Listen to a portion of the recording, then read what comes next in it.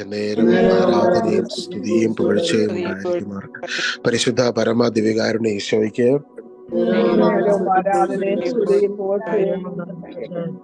പരിശുദ്ധ പരമ ദിവ്യകാരുണ്യ ഈശോയ്ക്ക്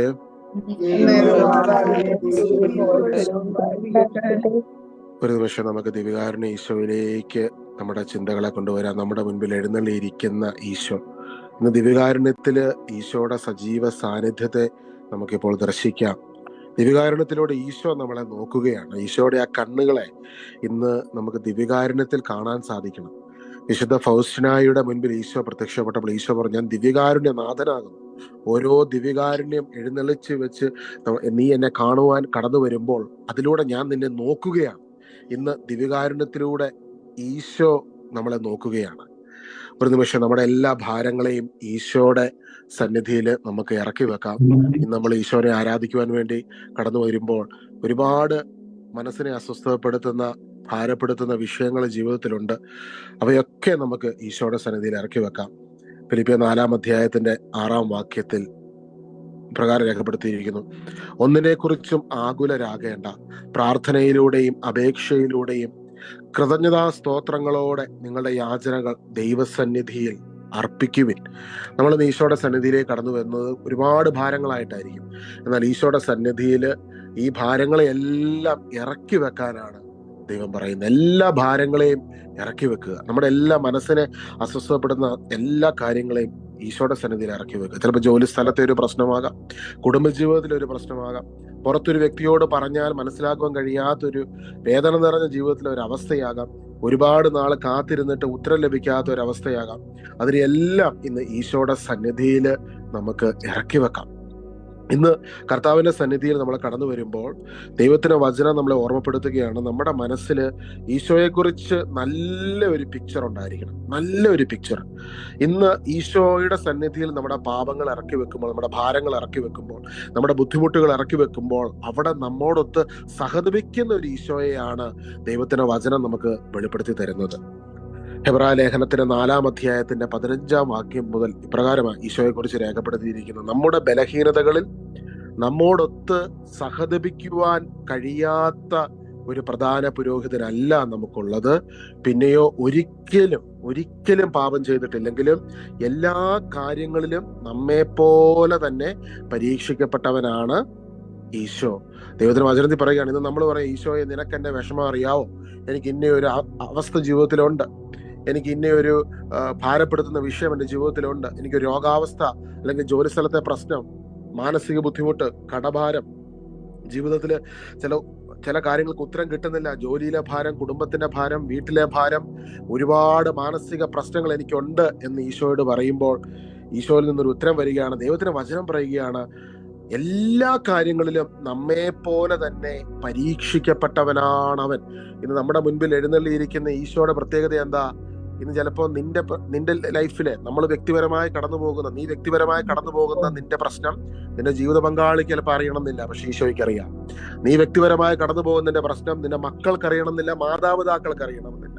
അവിടെയൊക്കെ പാർഷ്യാലിറ്റിയും കമ്പാരിസണും വെളിപ്പെടുമ്പോൾ ഈശോയ്ക്ക് നിന്നെ വ്യക്തിപരമായി അറിയാം. നിന്നെ ഈശോ അറിയുന്നത് പോലെ ഈ ഭൂമിയിൽ മറ്റാരും അറിയുന്നില്ല. നിന്നെ ഈശോ മനസ്സിലാക്കുന്നത് പോലെ വേറെ ആർക്കും മനസ്സിലാക്കുവാൻ സാധിക്കത്തില്ല. കാരണം എന്താ?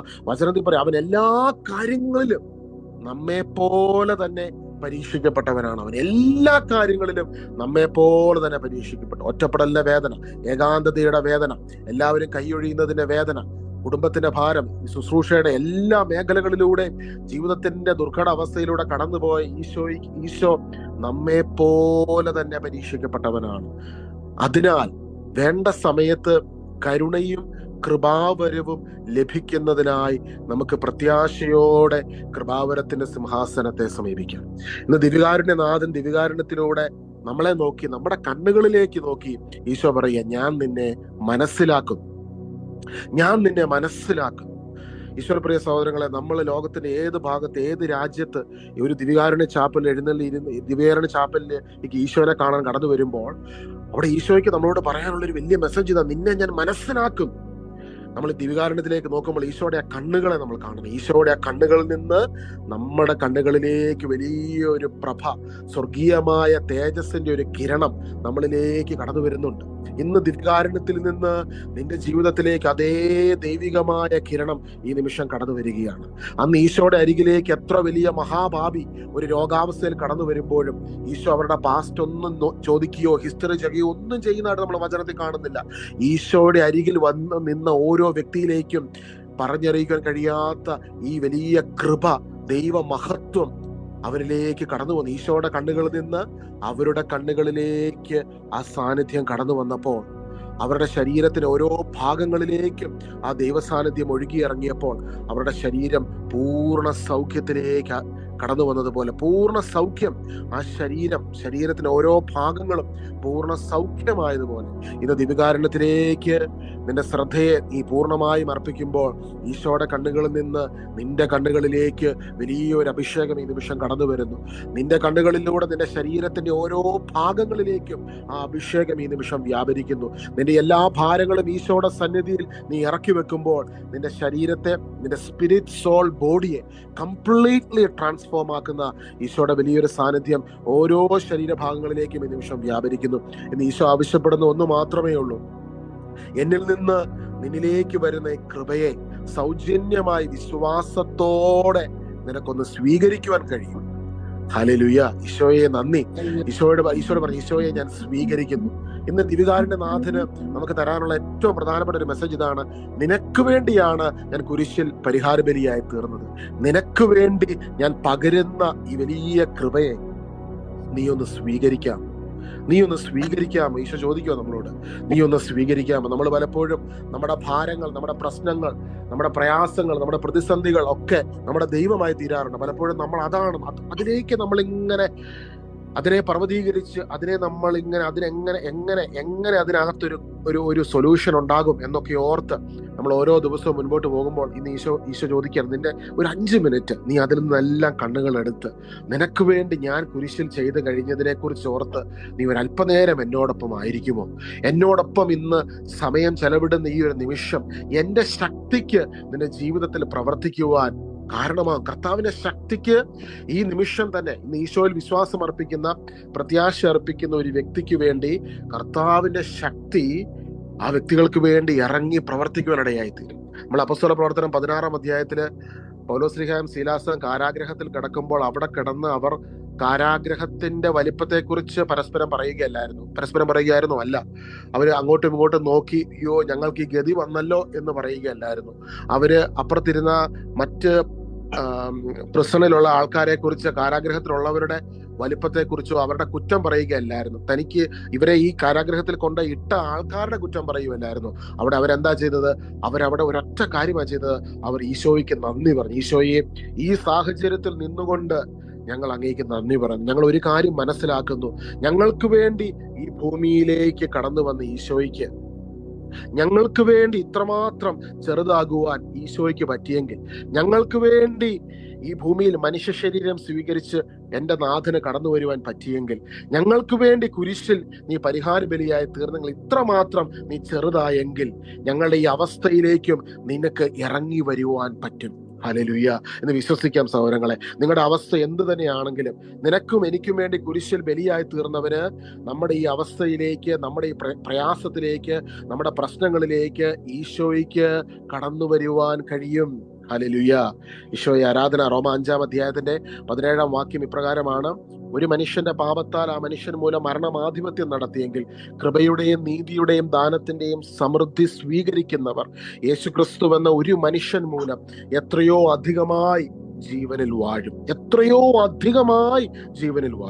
ഓരോ തവണ പരിശുദ്ധ കുർബാന നമ്മൾ സ്വീകരിക്കുമ്പോഴും ഈ ജീവന്റെ അഭിഷേകം നമ്മളിലേക്ക് നിറയപ്പെടുകയാണ്. കാരണം വചനത്തിൽ രേഖപ്പെടുത്തിയിരിക്കുന്നു, കൃപയുടെയും നീതിയുടെയും ദാനത്തിന്റെയും സമൃദ്ധി സ്വീകരിക്കുന്നവർ. ഈശോയുടെ കൃപ, ഈശോയുടെ നീതി, ഈശോയുടെ ദാനം, ഇതിന്റെ സമൃദ്ധി ദിവ്യകാരുണ്യത്തിലൂടെ നമ്മളിലേക്ക് കടന്നു വരികയാണ്. ദിവ്യകാരുണ്യ സന്നിധിയിൽ നമ്മൾ ആയിരിക്കുമ്പോൾ ഈ കൃപയുടെ അഭിഷേകം നമ്മുടെ ഭവനങ്ങളിലേക്ക് ഇറങ്ങി നിൽക്കുകയാണ്. അതുകൊണ്ടാണ് ഈശോ മൂലം ആ വ്യക്തി എത്രയോ അധികമായി ജീവനിൽ വാഴും എന്ന് ദൈവത്തിന്റെ വചനത്തിൽ രേഖപ്പെടുത്തിയിരിക്കുന്നത്. 2 കൊരിന്ത്യർ 8-9 ഇപ്രകാരം നമ്മൾ കാണുന്നു: നമ്മുടെ കർത്താവായ യേശു ക്രിസ്തുവിന്റെ കൃപ നിങ്ങൾക്ക് അറിയാമല്ലോ. അവൻ സമ്പന്നനായിരുന്നിട്ടും നിങ്ങളെ പ്രതി ദരിദ്രനായി, തന്റെ ദാരിദ്ര്യത്താൽ നിങ്ങൾ സമ്പന്നരാകുന്നതിന് വേണ്ടി. നമ്മുടെ കർത്താവായ ഈശോയുടെ കൃപ നിങ്ങൾക്കറിയാമല്ലോ. അവൻ സമ്പന്നനായിരുന്നിട്ടും, കർത്താവ് സമ്പന്നനല്ലായിരുന്നു. ഈ പ്രപഞ്ചത്തെ മുഴുവൻ സൃഷ്ടിച്ച് ഈ പ്രപഞ്ചത്തെ സൗരയുദ്ധങ്ങളെ, എത്രയോ സൗരയുദ്ധങ്ങളെയും ഗാലക്സികളെയും മിൽക്കി തൊട്ട് എന്തെല്ലാം ദൈവം സൃഷ്ടിച്ചല്ലേ, സ്റ്റാർസ്. നമ്മൾ ഈ പ്രപഞ്ചത്തിലേക്ക് നോക്കുമ്പോൾ കാണുന്നതിന് മുഴുവനും സൃഷ്ടിച്ചവനായ ദൈവം, നമ്മുടെ കർത്താവിന്റെ കൃപ, ആ കർത്താവിന്റെ കൃപയെ കുറിച്ച് നിങ്ങൾക്ക് അറിയാമല്ലോ എന്ന് പൗലോസിനെ ചോദിക്കുക. നിങ്ങൾക്ക് അറിയാമല്ലോ, അവൻ സമ്പന്നനായിരുന്നിട്ടും നിങ്ങളെ പ്രതി ദരിദ്രനായി, നിങ്ങളോടുള്ള സ്നേഹം നിമിത്തം. എന്തിനാ ഈശോ ഈ ഭൂമിയിലേക്ക് വന്നത്?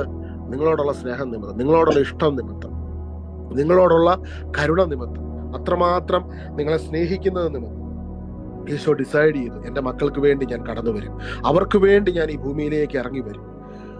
അതുകൊണ്ട് വചനത്തിൽ പറയുന്നത്, അവിടുന്ന് അവൻ സമ്പന്നനായിരുന്നിട്ടും നിങ്ങളെ പ്രതി ദരിദ്രനായി, തന്റെ ദാരിദ്ര്യത്താൽ നിങ്ങൾ സമ്പന്നരാകുന്നതിന് വേണ്ടി.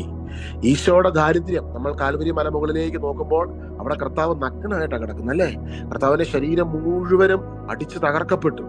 ഈ ഭൂമിയിൽ കടന്നു വന്ന് ഈ ഭൂമിയിൽ നമ്മുടെ ഇടയിൽ ജീവിച്ച ഈശോയ്ക്ക് ഈ ഭൂമി മനുഷ്യന് നൽകിയത് എന്താ?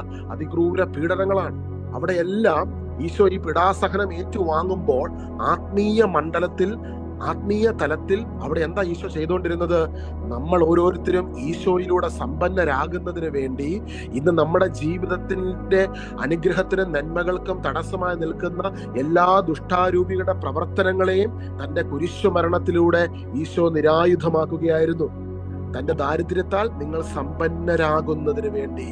ഹല്ലേലൂയ. ഈശോയോട് പറഞ്ഞു, ഈശോയെ ഞാൻ വിശ്വസിക്കുന്നു, അവിടുന്ന് ഈ ഭൂമിയിൽ എനിക്ക് വേണ്ടി കടന്നു വന്നുവെന്ന് ഞാൻ വിശ്വസിക്കുന്നു, അവിടുന്ന് എന്നെ സ്നേഹിക്കുന്നുവെന്ന് ഞാൻ വിശ്വസിക്കുന്നു. ഈശോയെ, അങ്ങയുടെ ദാരിദ്ര്യത്താൽ ഞാൻ സമ്പന്നനായി തീരുന്നുവെന്ന്. ഇവിടെ സഹോദരങ്ങളെ, സമ്പന്നത എന്ന് പറയുമ്പോൾ മെറ്റീരിയൽ ആയിട്ടുള്ള ബ്ലെസ്സിങ് മാത്രമല്ല, സ്പിരിച്വൽ ബ്ലെസ്സിങ്സ്, ആത്മീയമായ എല്ലാ അനുഗ്രഹങ്ങൾ, ഭൗതികമായ എല്ലാ അനുഗ്രഹങ്ങൾ, സാമ്പത്തികമായ ജീവിതത്തിന്റെ മേഖലകളിലുള്ള വിടുതലുകൾ, ലൈഫിന്റെ എല്ലാ മേഖലകളിലും ഈശോയിലൂടെ ഒരു വലിയ കംപ്ലീറ്റ്നെസ് പരിശുദ്ധാത്മാവ് നമുക്ക് പ്രദാനം ചെയ്യുകയാണ്.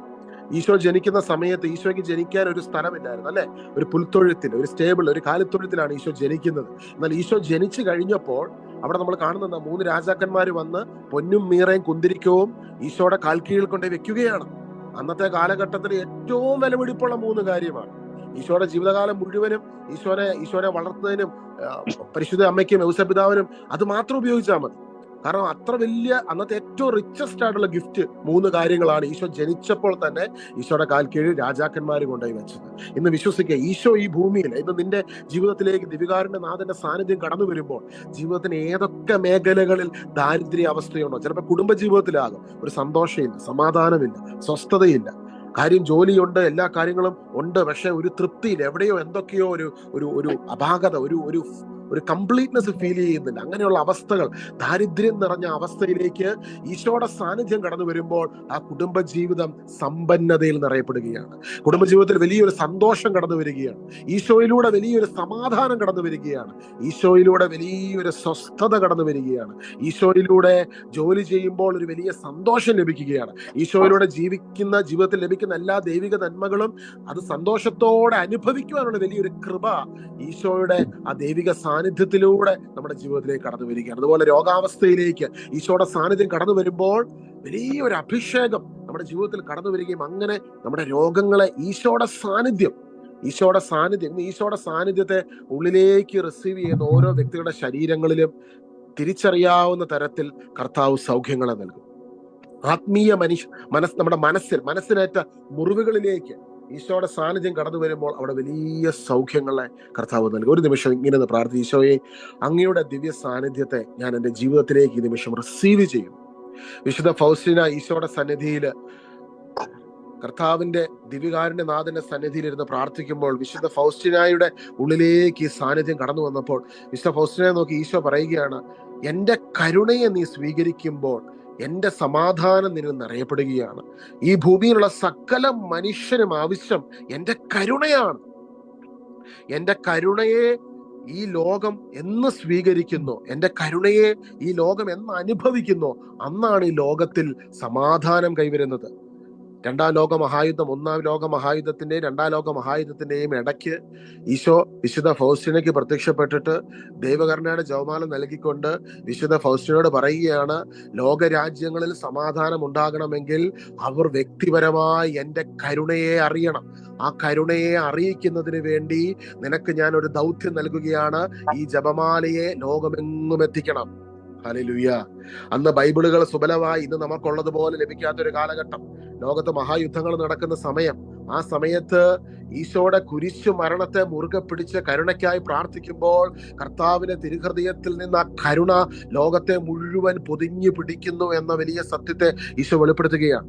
ഇന്ന് നമ്മൾ ദിവികാരുടെ സന്നിധിയിൽ ആയിരിക്കുമ്പോൾ ഈശോയിലേക്ക് നോക്കുമ്പോൾ ഈശോയിൽ നിന്ന് അതേ കരുണ, സമാനമായ കരുണ നമ്മളിലേക്ക് പ്രവഹിക്കുകയാണ്. ഒരു നിമിഷം ഇരു കരങ്ങളെ ഉയർത്തി നമുക്ക് ശക്തമായി ഒന്ന് സ്തുതിക്കാം. ഇന്ന് സ്തുതിക്കുമ്പോൾ വലിയ അഭിഷേകം നമ്മുടെ ജീവിതങ്ങളിൽ നിറയപ്പെടും, അത്ഭുതങ്ങൾ നടക്കും, അടയാളങ്ങൾ സംഭവിക്കും. ചേർന്ന് നമുക്ക് സ്തുതിക്കാം കർത്താവിനെ.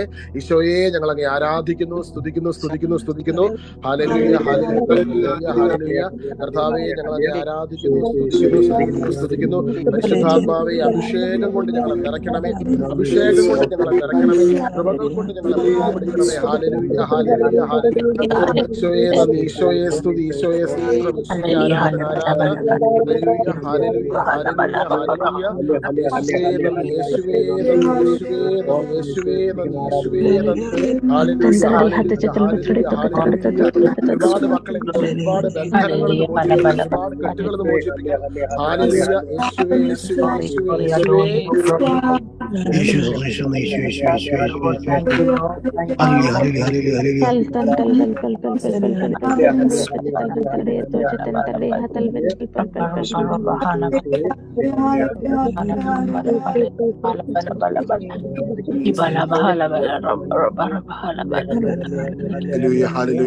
സ്വർഗത്തിൽ നിന്ന് തീമഴ പോലെ അഭിഷേകം നമ്മുടെ ശരീരങ്ങളിലേക്ക് വ്യാപരിക്കുന്നു. നിങ്ങൾ നിൽക്കുന്ന വീടിനകത്ത് മഞ്ഞുതുള്ളി വീഴുന്ന പോലെ ചിലർക്ക് തീമഴ പോലെ കർത്താവിന്റെ സാന്നിധ്യം ശരീരങ്ങളിലേക്ക് വർഷിക്കുന്നതായിട്ട് ഈശോ ദർശനം നൽകുന്നു. ഒരുപാട് ശരീരങ്ങളിലേക്ക് സാന്നിധ്യം തിരിച്ചറിയാവുന്ന രീതിയിൽ ഈശോ വർഷിക്കപ്പെടുന്നു. ഹല്ലേലൂയ.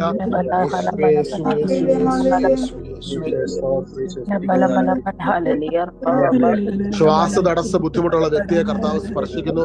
ശ്വാസതടസ്സ ബുദ്ധിമുട്ടുള്ള വ്യക്തിയെ കർത്താവ് സ്പർശിക്കുന്നു. ജോലിക്ക് പോകാൻ ഒരു താല്പര്യമില്ല, വീട്ടിൽ കാല് കുത്തുമ്പോൾ തന്നെ അസ്വസ്ഥതയുള്ള ഒരു കുടുംബത്തിനകത്ത് നിന്ന് രണ്ടുപേരും ജോയിൻ ചെയ്തിട്ടുണ്ട്. കർത്താവ് പറയുന്നു, ആ കുടുംബത്തിനകത്ത് ഇന്ന് ഈശോ സന്ദർശിക്കുകയാണ്. കൈവൂസിന്റെ ഭവനത്തിലേക്ക് കടന്നു വന്ന ഈശോ ഇന്ന് നിന്നെ നോക്കി പറയുന്നു, ഇന്ന് നിന്റെ ഭവനത്തിലേക്ക് ഞാൻ കടന്നു വന്നിരിക്കുന്നു. നിനക്ക് വേണ്ടി കുരിശിൽ സകലത പൂർത്തീകരിച്ചവനായ ഈശോയുടെ സാന്നിധ്യം ഈ നിമിഷം തന്നെ ദിവ്യ സമാധാനമായി ഭവനങ്ങളിലേക്ക് ഈ നിമിഷം കടന്നു വരുന്നു. ഈശോയെ സ്തോത്രം, നന്ദി ദൈവമേ, സ്തുതി സ്തുതി സ്തുതി, ആരാധന ആരാധന. ഭവന വായ്പ, പുതിയ ഭവനം മേടിക്കുവാനുള്ള വായ്പ തടയപ്പെട്ടു കിടക്കുന്ന ഒരു വ്യക്തിയെ നോക്കി കർത്താവ് പറയുന്നു, എനിക്ക് അസാധ്യമായി ഒന്നുമില്ല. ലൂക്ക 1:37 വചനം ഏറ്റുചൊല്ലി പ്രാർത്ഥിക്കാൻ ഈശോ പറയുന്നു, കർത്താവിന് അസാധ്യമായത് ഒന്നുമില്ല. അമ്മ മാതാവ് ഇപ്രകാരം പറഞ്ഞു, ദൈവത്തിന് അസാധ്യമായത് ഒന്നുമില്ല.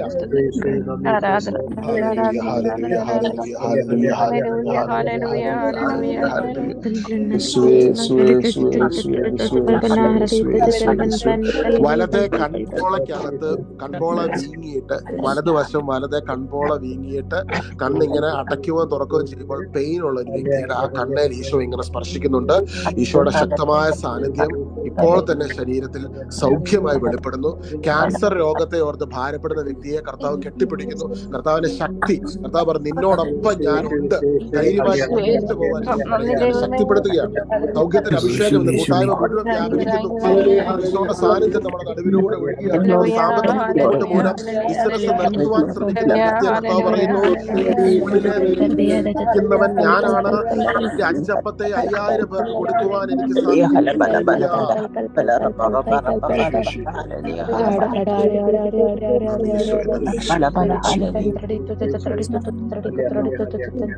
ഈശോ ഇങ്ങനെ ഒരു സന്ദേശം തരുന്നുണ്ട്.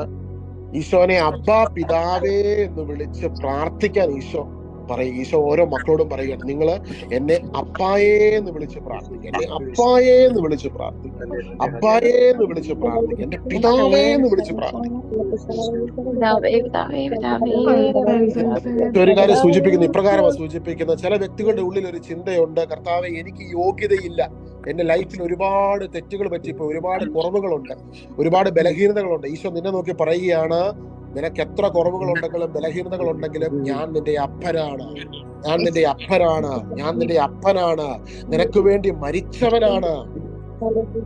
ഗലാത്യ 4-ാം അധ്യായത്തിലെ 4-ാം വാക്യത്തില് ഇപ്രകാരമാണ് നമ്മൾ കാണുന്നത്, കാലസമ്പൂർണത വന്നപ്പോൾ ദൈവം തന്റെ പുത്രനെ അയച്ചു, അവൻ സ്ത്രീയിൽ നിന്ന് ജാതനായി നിയമത്തിന് അധീനനായി ജനിച്ചു, അങ്ങനെ നമ്മെ പുത്രന്മാരായി ദത്തെടുക്കേണ്ടതിന് അവൻ നിയമത്തിന് അധീനരായി കഴിഞ്ഞവരെ വിമുക്തരാക്കി.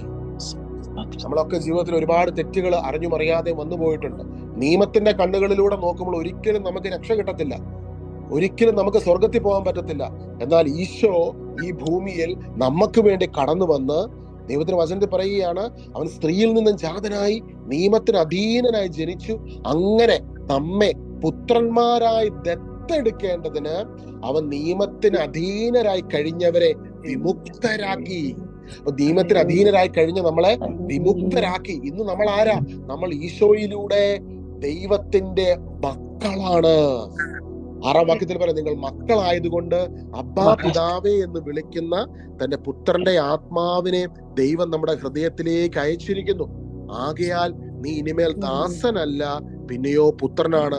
പുത്രനെങ്കിൽ ദൈവഹിതമനുസരിച്ചുള്ള അവകാശിയുമാണ്. ഒരു കാര്യം കൂടെ പറയാം. സത്യത്തില് ഈ ഒരു സത്യം നമ്മൾ തിരിച്ചറിയുമ്പോൾ നമുക്ക് പള്ളിയിൽ പോകാതിരിക്കാൻ പറ്റത്തില്ല, നമുക്ക് പ്രാർത്ഥിക്കാതിരിക്കാൻ പറ്റത്തില്ല, നമുക്ക് കുർബാന സ്വീകരിക്കാതിരിക്കാൻ പറ്റത്തില്ല.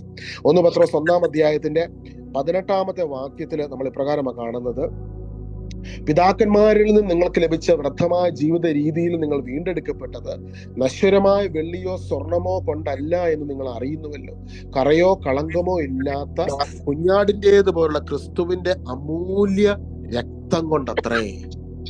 നമ്മൾ ഒരു സ്ഥലത്ത് ഒരു പണയം വെക്കുന്നുണ്ടെങ്കിൽ, ഒരു പവൻ സ്വർണം പണയം വെച്ച് നമ്മുടെ നാട്ടില് പണയം വെച്ചിട്ട്, നിങ്ങൾ പലരും പണയം വെച്ചിട്ടുണ്ടാവും എപ്പോഴെങ്കിലും ജീവിതത്തിൽ ഏതെങ്കിലും സമയത്ത്, അല്ലെങ്കിൽ അങ്ങനെയുള്ളവരെ കണ്ടിട്ടുണ്ടായിരിക്കും. പണയം വെക്കുമ്പോൾ എങ്ങനെയാ, പണയം വെച്ച് കഴിഞ്ഞാൽ അതിനുള്ള പൈസ എടുത്തു കഴിയുമ്പോൾ പിന്നെ തിരിച്ച് ആ സ്വർണം എടുക്കണമെങ്കിൽ നമ്മൾ ആ പണയം വെക്കുന്ന സമയത്ത് എടുത്ത പൈസയും പലിശയും തിരിച്ചു കൊടുക്കുമ്പോഴാണ് അവര് നമുക്ക് നമ്മൾ വെച്ച സ്വർണം തിരിച്ചു നൽകുന്നത്, അല്ലെ? അങ്ങനെയാണല്ലോ ദൈവത്തിന്റെ ഈശോയുടെ വചനത്തിൽ പറയുകയാണ്, നമ്മളെ വീണ്ടെടുത്തിരുന്നു. അതായത് നമ്മൾ ഒരു കാലത്ത് പാപത്തിന് അടിമയായിരുന്നു, നമുക്ക് ഒരുപാട് അടിമത്തങ്ങൾ ഉണ്ടായിരുന്നു. എന്നാൽ ഈശോ ഈ ഭൂമിയിൽ കടന്നു വന്ന് നമുക്ക് വേണ്ടി വലിയൊരു വില കൊടുത്ത് നമ്മളെ വിമുക്തരാക്കി, നമ്മളെ മോചിപ്പിച്ചു. നമ്മളെ ഒരു എന്തിന്റെ കീഴിൽ അധീനതയിലായിരുന്ന നമ്മളെ ആ അധീനതയിൽ നിന്ന് ദൈവം നമ്മളെ മോചിപ്പിച്ചു. സാത്താന്റെയും ദുഷ്ടാരൂപികളുടെയും അതുപോലെ തന്നെ പാപത്തിന്റെ അടിമത്തത്തിൽ നിന്ന് ഈശോ നമ്മളെ മോചിപ്പിച്ചു. 1 പത്രോസ് 1:18, നിങ്ങൾ വീണ്ടെടുക്കപ്പെട്ടത് നശ്വരമായ വെള്ളിയോ സ്വർണമോ കൊണ്ടല്ല എന്ന് നിങ്ങൾ അറിയുന്നുവല്ലോ, കറയോ കളങ്കമോ ഇല്ലാത്ത കുഞ്ഞാടിൻ്റേതുപോലുള്ള ക്രിസ്തുവിന്റെ അമൂല്യമായ രക്തം കൊണ്ടത്രേ. ക്രിസ്തുവിന്റെ അമൂല്യമായ രക്തം കൊണ്ട് നമ്മൾ വീണ്ടെടുക്കപ്പെട്ടവരാണ്. അപ്പൊ ഇന്ന് ഈശോയുടെ വചനം നമ്മളോട് ആവശ്യപ്പെടുവാണ്, നമ്മൾ ഒരു കാര്യം ചെയ്യണം. എന്താണ് നമ്മൾ ചെയ്യേണ്ട ഒരു കാര്യം? ഇതേ പത്രോസ്ലീഹയുടെ ലേഖനം 1 പത്രോസ് 2-ാം അധ്യായത്തിന് 9-ാം വാക്യത്തില് നമ്മൾ ചെയ്യേണ്ട ഒരു കാര്യത്തെ കുറിച്ച് പറയുന്നുണ്ട്. ഹല്ലേലൂയ. ഈശോയുടെ വീണ്ടെടുക്കപ്പെട്ട ഓരോ മക്കളും ഈ ഭൂമിയിൽ ആയിരിക്കുമ്പോൾ അനുഗ്രഹിക്കപ്പെടുവാൻ, ജീവിതത്തിൽ കർത്താവിന് വേണ്ടി നമ്മൾ ഓൾറെഡി ഈശോ നമ്മളെ അനുഗ്രഹിച്ചു, പക്ഷെ നമ്മൾ ആ അനുഗ്രഹത്തിൽ വളർന്നു വരുവാൻ, നമുക്ക് നമ്മുടെ ലൈഫിൽ നമ്മൾ പ്രാർത്ഥിക്കുന്ന എല്ലാ മേഖലകളിലും ഈശോയുടെ വിടുതലിനെ സ്വീകരിക്കുവാൻ നമ്മൾ ചെയ്യേണ്ട ഒരു കാര്യം, ഈ വചനത്തെ വിശ്വസിക്കുകയും ഈ വചനത്തിൽ പറഞ്ഞ ഒരു കാര്യം നമ്മൾ ചെയ്യണം. അതിന്റെ 1 പത്രോസ് 2-ാം അധ്യായത്തിന് 9-ാം വാക്യമാണ്, നിങ്ങൾ തെരഞ്ഞെടുക്കപ്പെട്ട വംശവും രാജകീയ പുരോഹിതകളും വിശുദ്ധ ജനതയും ദൈവത്തിന്റെ സ്വന്തം ജനവുമാണ്. അതിനാൽ അന്ധകാരത്തിൽ നിന്ന് തന്റെ അത്ഭുതകരമായ പ്രകാശത്തിലേക്ക് നിങ്ങളെ വിളിച്ചവന്റെ നന്മകൾ പ്രകീർത്തിക്കണം. എന്റെ ഈശോ എത്ര നല്ലവനാണെന്ന് നമ്മൾ മാക്സിമം പറയാൻ പറ്റുന്നിടത്തോളം നമ്മുടെ ജീവിതത്തിൽ നമ്മൾ പറയണം. അന്ധകാരത്തിന്റെ അടിമത്തത്തിൽ നിന്ന് എന്റെ ഈശോ എന്നെ വിമോചിപ്പിച്ചു. ഹല്ലേലൂയ. നിയമത്തിന്റെ അധീനതയിൽ നിന്ന് എന്റെ ഈശോ എന്നെ വിമോചിപ്പിച്ച് എന്നെ മകനായി മകളാക്കി തീർത്തു. ഇന്ന് നിങ്ങൾ തീരുമാനമെടുത്ത് ഒരു 10 പേരോട് ഈശോയുടെ ഈ സ്നേഹത്തെ കുറിച്ച് പറഞ്ഞു കഴിയുമ്പോൾ നിങ്ങളുടെ അവസ്ഥ മാറുന്നില്ല. നിങ്ങളുടെ ജീവിതത്തിൽ പരിശുദ്ധാത്മാവിന്റെ അഭിഷേകം 10 ഇരട്ടിയായി മാറും. 20 പേരോട് പറഞ്ഞ് 20 ഇരട്ടിയായി മാറും. 30 പേരോട് പറഞ്ഞ് 30 ഇരട്ടിയായി മാറും. പറഞ്ഞു തുടങ്ങി നോക്കിക്കേ. ഹല്ലേലൂയ. ഇത് വചനത്തിന്റെ ശക്തിയാണ്. വചനം നമ്മൾ പറയാൻ തുടങ്ങുമ്പോൾ ഈശോ ഇത് ചെറിയ നമ്മളൊരു സാക്ഷ്യം പറഞ്ഞാലും മതി ഈശോയുടെ സ്നേഹത്തെ കുറിച്ച്. അപ്പൊ വചനം പ്രസംഗിക്കണമെന്ന് മാത്രമല്ല, നമ്മുടെ ജീവിതത്തിലെ അനുഭവങ്ങൾ മറ്റുള്ളവരുമായിട്ട് പങ്കുവെക്കുമ്പോഴും ഇതേ അഭിഷേകം നമ്മുടെ ജീവിതത്തിൽ നിറയപ്പെടുവാൻ ഇടയായി തീരും. കൊളോസോസ് 1:13 നമ്മൾ കാണുന്നു, അന്ധകാരത്തിന്റെ ആധിപത്യത്തിൽ നിന്ന് അവിടുന്ന് നമ്മളെ വിമോചിപ്പിച്ചു, അവിടുത്തെ പ്രിയപുത്രന്റെ രാജ്യത്തിലേക്ക് നമ്മളെ ആനയിക്കുകയും ചെയ്തു. ഹല്ലേലൂയ. ഈശോയെ ആരാധന. അപ്പൊ നമ്മളിപ്പോൾ എവിടെയായിരിക്കുന്നത്? ഈശോയുടെ രാജ്യത്തിലാണ്. ഈശോയുടെ രാജ്യത്തിലാണ്. ഈ രാജ്യത്തിലേക്ക് നമ്മൾ തന്നെ വന്നാണോ? അല്ല.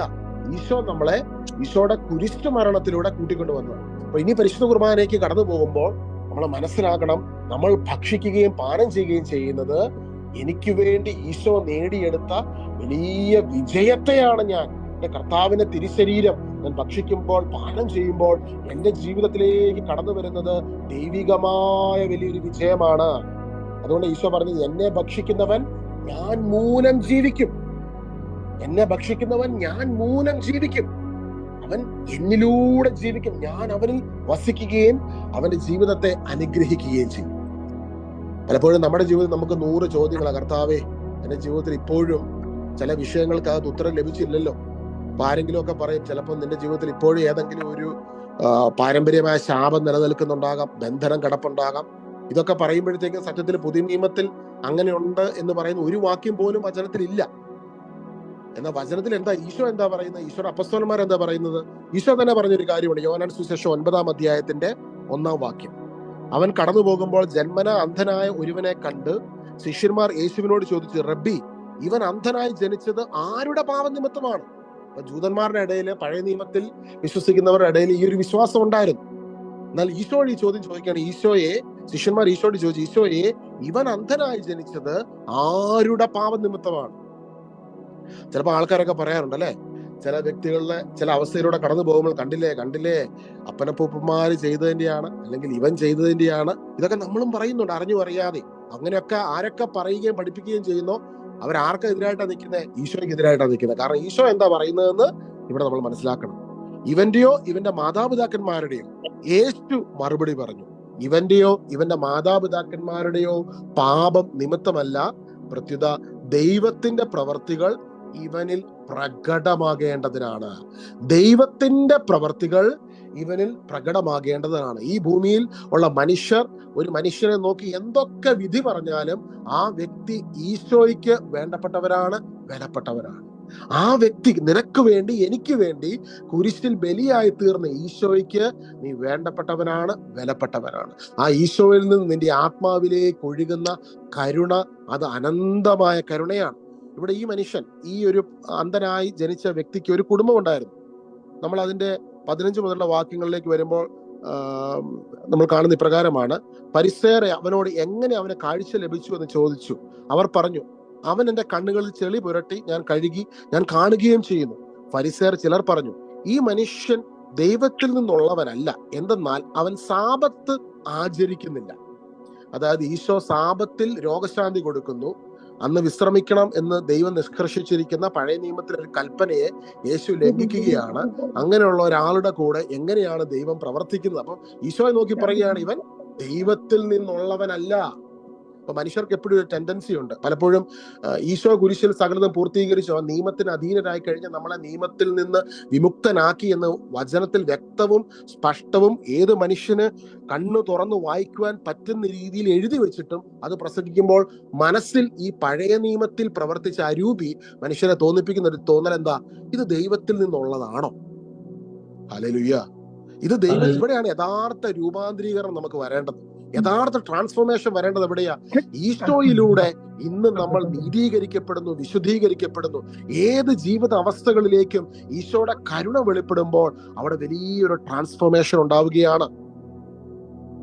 അതിന്റെ 19-ാമത്തെ വാക്യത്തിൽ നമ്മൾ കാണുന്നു, 17-ാമത്തെ വാക്യത്തിൽ, അപ്പോൾ ആ അന്ധനോട് വീണ്ടും അവർ ചോദിച്ചു, അവൻ നിന്റെ കണ്ണുകൾ തുറന്നല്ലോ, അവനെ പറ്റി നീ എന്തു പറയുന്നു? അവൻ പറഞ്ഞു, അവനൊരു പ്രവാചകനാണ്.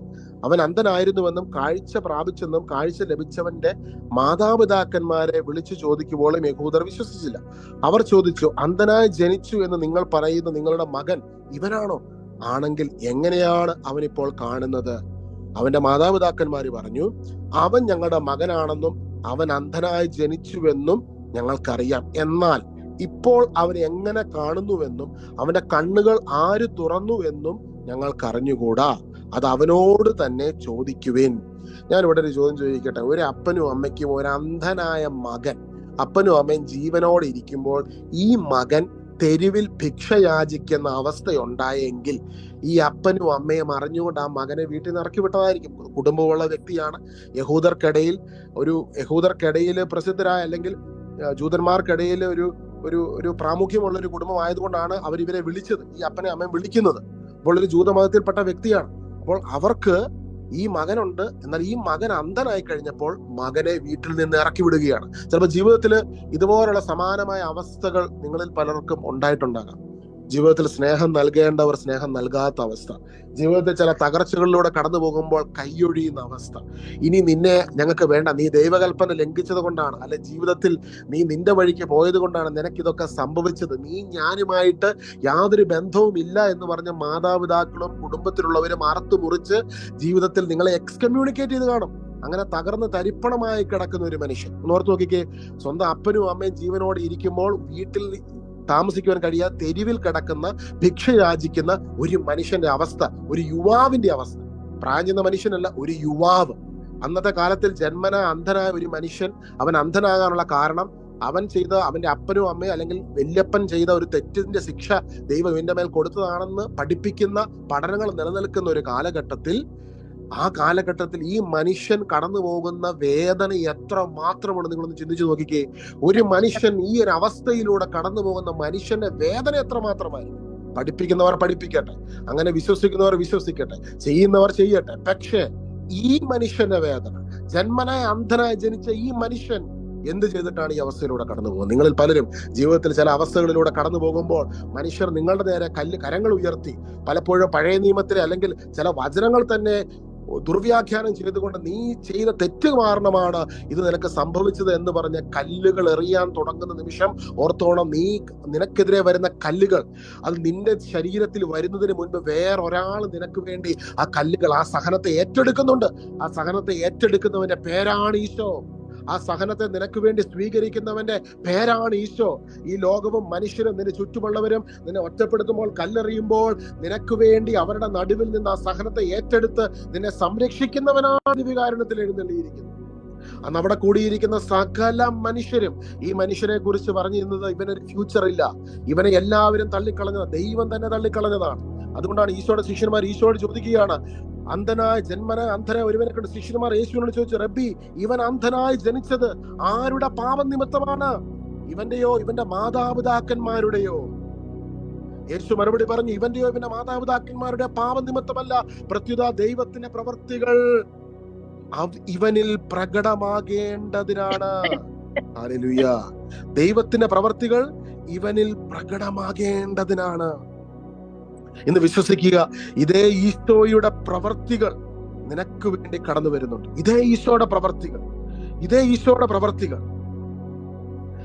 ഇന്ന് ഈശോയുടെ സാന്നിധ്യം നിന്റെ അരികിലേക്ക് കടന്നു വരുമ്പോൾ വിശ്വസിക്കുക, ഈശോ എത്രമാത്രം നിന്നെ സ്നേഹിക്കുന്നു, എത്രമാത്രം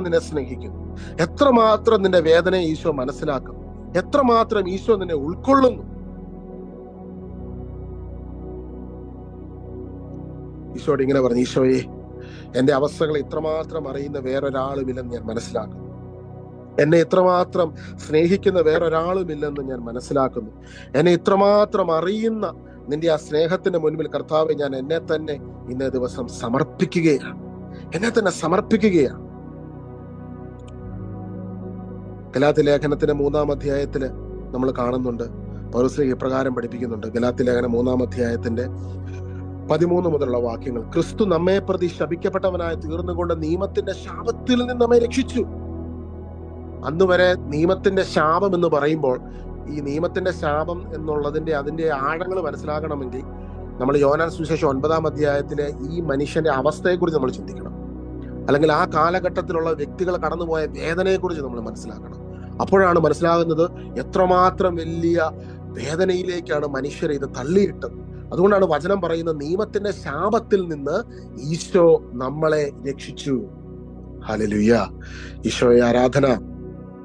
ക്രിസ്തു നമ്മെ പ്രതി ശപിക്കപ്പെട്ടവനായി തീർന്നുകൊണ്ട് നിയമത്തിന്റെ ശാപത്തിൽ നിന്ന് നമ്മെ രക്ഷിച്ചു.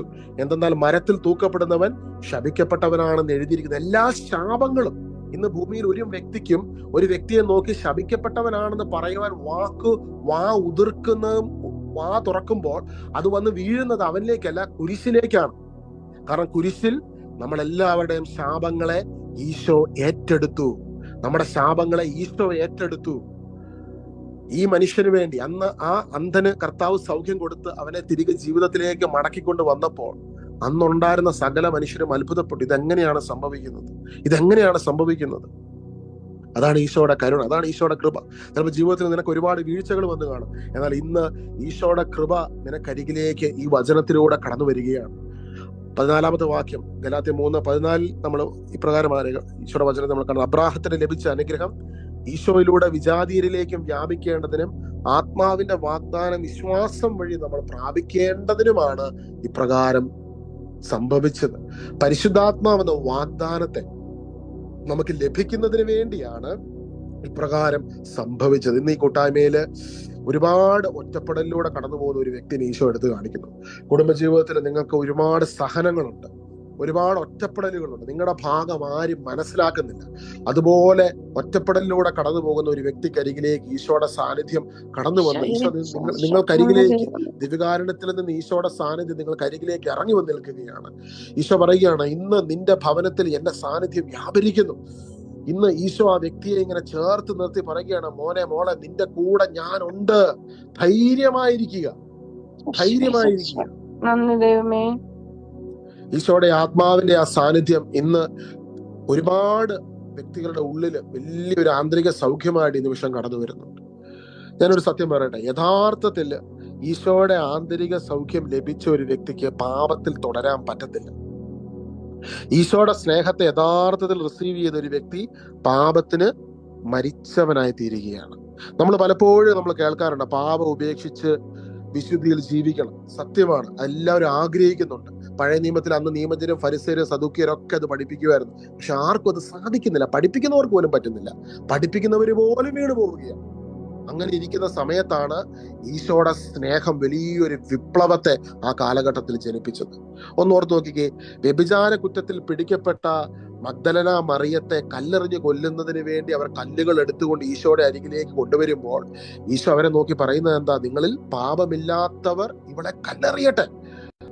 ഈശോയുടെ അരികിലേക്ക് വന്ന മഗ്ദലന മറിയത്തിന്റെ ജീവിതം പിന്നീട് നമ്മൾ കാണുന്നത് കംപ്ലീറ്റ്ലി ട്രാൻസ്ഫോംഡ് ആയി.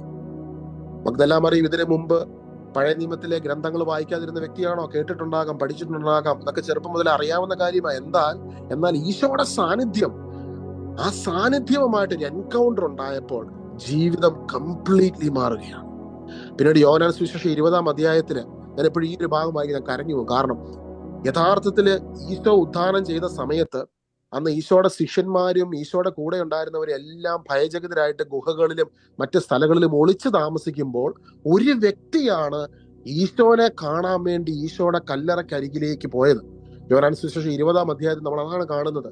ലോകത്തിന്റെ മുൻപിൽ മഹാപാപിനി എന്ന് മുദ്ര കുത്തിയ ഒരു വ്യക്തി, ലോകത്തിന്റെ മുൻപിൽ ഈ ലോകത്തിൽ ദൈവം ഒരിക്കലും അംഗീകരിക്കത്തില്ല, നിത്യനരകത്തിന് അർഹയെന്ന് അന്നത്തെ കാലത്തെ മതം എഴുതി പ്രഖ്യാപിച്ച ഒരു വ്യക്തി ഈ ഭൂമിയിൽ എല്ലാവരും ഭയചകിതരായി ദൈവപുത്രനെ ഒരു സമൂഹം ക്രൂശിക്കുന്നു.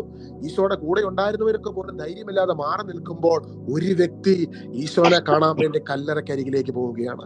അവിടെ യോഹന്നാൻ സുവിശേഷം 20-ാം അധ്യായത്തില് വളരെ ഹാർട്ട് ടച്ചിങ് ആയിട്ടൊരു ഭാഗമുണ്ട്. സത്യം പറഞ്ഞാൽ ആ ഭാഗമൊക്കെ ഇടയ്ക്ക് നമ്മൾ എടുത്ത് വായിക്കണം. അത് വായിച്ചിട്ട് നമ്മൾ കണ്ണുനീരോടെ ഈശോയുടെ സന്നിധിയിൽ പ്രാർത്ഥിക്കുമ്പോൾ എത്ര വലിയ പ്രതിസന്ധികൾക്കുള്ളിലേക്കും കർത്താവിന്റെ അത്ഭുതം കടന്നു വരും. യോഹന്നാൻ സുവിശേഷം 20-ാം അധ്യായം അതിന്റെ 19 വാക്യങ്ങൾ. ആഴ്ചയുടെ ആദ്യ ദിവസമായ അന്ന് വൈകിട്ട് ശിഷ്യന്മാർ യഹൂദരെ ഭയന്ന് കതകടച്ചിരിക്കെ യേശു വന്ന് അവരുടെ മധ്യയിൽ നിന്ന് അവരോട് പറഞ്ഞു, നിങ്ങൾക്ക് സമാധാനം. ഹല്ലേലൂയ. യോഹന്നാൻ സുവിശേഷം 20-ാം അധ്യായത്തിലാണ് അതിന്റെ 1 മുതലുള്ള വാക്യങ്ങൾ വായിക്കുമ്പോൾ നമ്മൾ കാണുന്നു, ആഴ്ചയുടെ 1-ാം ദിവസം അതിരാവിലെ ഇരുട്ടായിരിക്കുമ്പോൾ തന്നെ മഗ്ദലന മറിയം ശവകുടീരത്തിന്റെ സമീപത്തേക്ക് വന്നു. ശവകുടീരത്തിന്റെ കല്ല് മാറ്റപ്പെട്ടിരിക്കുന്നതായി അവൾ കണ്ടു.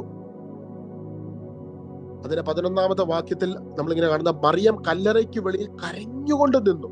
അവൾ കരഞ്ഞുകൊണ്ടിരിക്കുമ്പോൾ കുനിഞ്ഞ് കല്ലറയിലേക്ക് നോക്കി. വെള്ളവസ്ത്രം ധരിച്ച 2 ദൂതന്മാർ യേശുവിനെ ശരീരം വെച്ചിരുന്നിടത്ത് ഒരുവൻ തലക്കിലും ഇതരൻ കാൽക്കലും ഇരിക്കുന്നതായി അവൾ കണ്ടു. അവർ അവളോട് ചോദിച്ചു, സ്ത്രീ, എന്തിനാണ് നീ കരയുന്നത്? അവൾ പറഞ്ഞു, എന്റെ കർത്താവിനെ അവർ എടുത്തുകൊണ്ടുപോയി. കാരണം ഈശോയുടെ ശരീരം അവിടെ നോക്കിയിട്ട് കണ്ടില്ല. അവർ അവനെ എവിടെയാണ് വെച്ചിരിക്കുന്നതെന്ന് എനിക്ക് അറിഞ്ഞുകൂടാ. ഇത് പറഞ്ഞിട്ട് പുറകോട്ട് തിരിഞ്ഞ് യേശു നിൽക്കുന്നത് അവൾ കണ്ടു. എന്നാൽ അത് യേശു ആണെന്ന് അവൾക്ക് മനസ്സിലായില്ല. യേശു അവളോട് ചോദിച്ചു, സ്ത്രീയെ, എന്തിനാണ് നീ കരയുന്നത്? നീ ആരെയാണ് അന്വേഷിക്കുന്നത്? അത് തോട്ടക്കാരനാണെന്ന് വിചാരിച്ച് അവൾ പറഞ്ഞു, പ്രഭോ, അങ്ങ് അവനെ എടുത്തുകൊണ്ട് പോയെങ്കിൽ എവിടെ വെച്ചു എന്ന് എന്നോട് പറയുക. ഞാൻ അവനെ എടുത്തുകൊണ്ട് പോയിക്കോളാം. തോളയിൽ വെച്ച് ചുമന്നോണ്ട് പൊക്കോളാം. ഇതാരാ പറഞ്ഞ സഹോദരങ്ങളെ? ഞാൻ വിശ്വസിക്കുന്നു പഴയ നിയമത്തിലും പുതിയ നിയമത്തിലും ഇതുപോലെ വലിയൊരു വിശ്വാസ പ്രഖ്യാപനം ബൈബിളിൽ നടത്തിയത് ആരാ ഉള്ളത്? ഇതുപോലെ വലിയൊരു വിശ്വാസ പ്രഖ്യാപനം അന്നത്തെ കാലത്തിൽ ലോകത്തിലെ ഏറ്റവും ശക്തരായ പടയാളികളുള്ള റോമൻ പടയാളികളാണ്. അവരാണ് ഈശോയുടെ കല്ലറയ്ക്ക് കാവൽ നിന്നത്.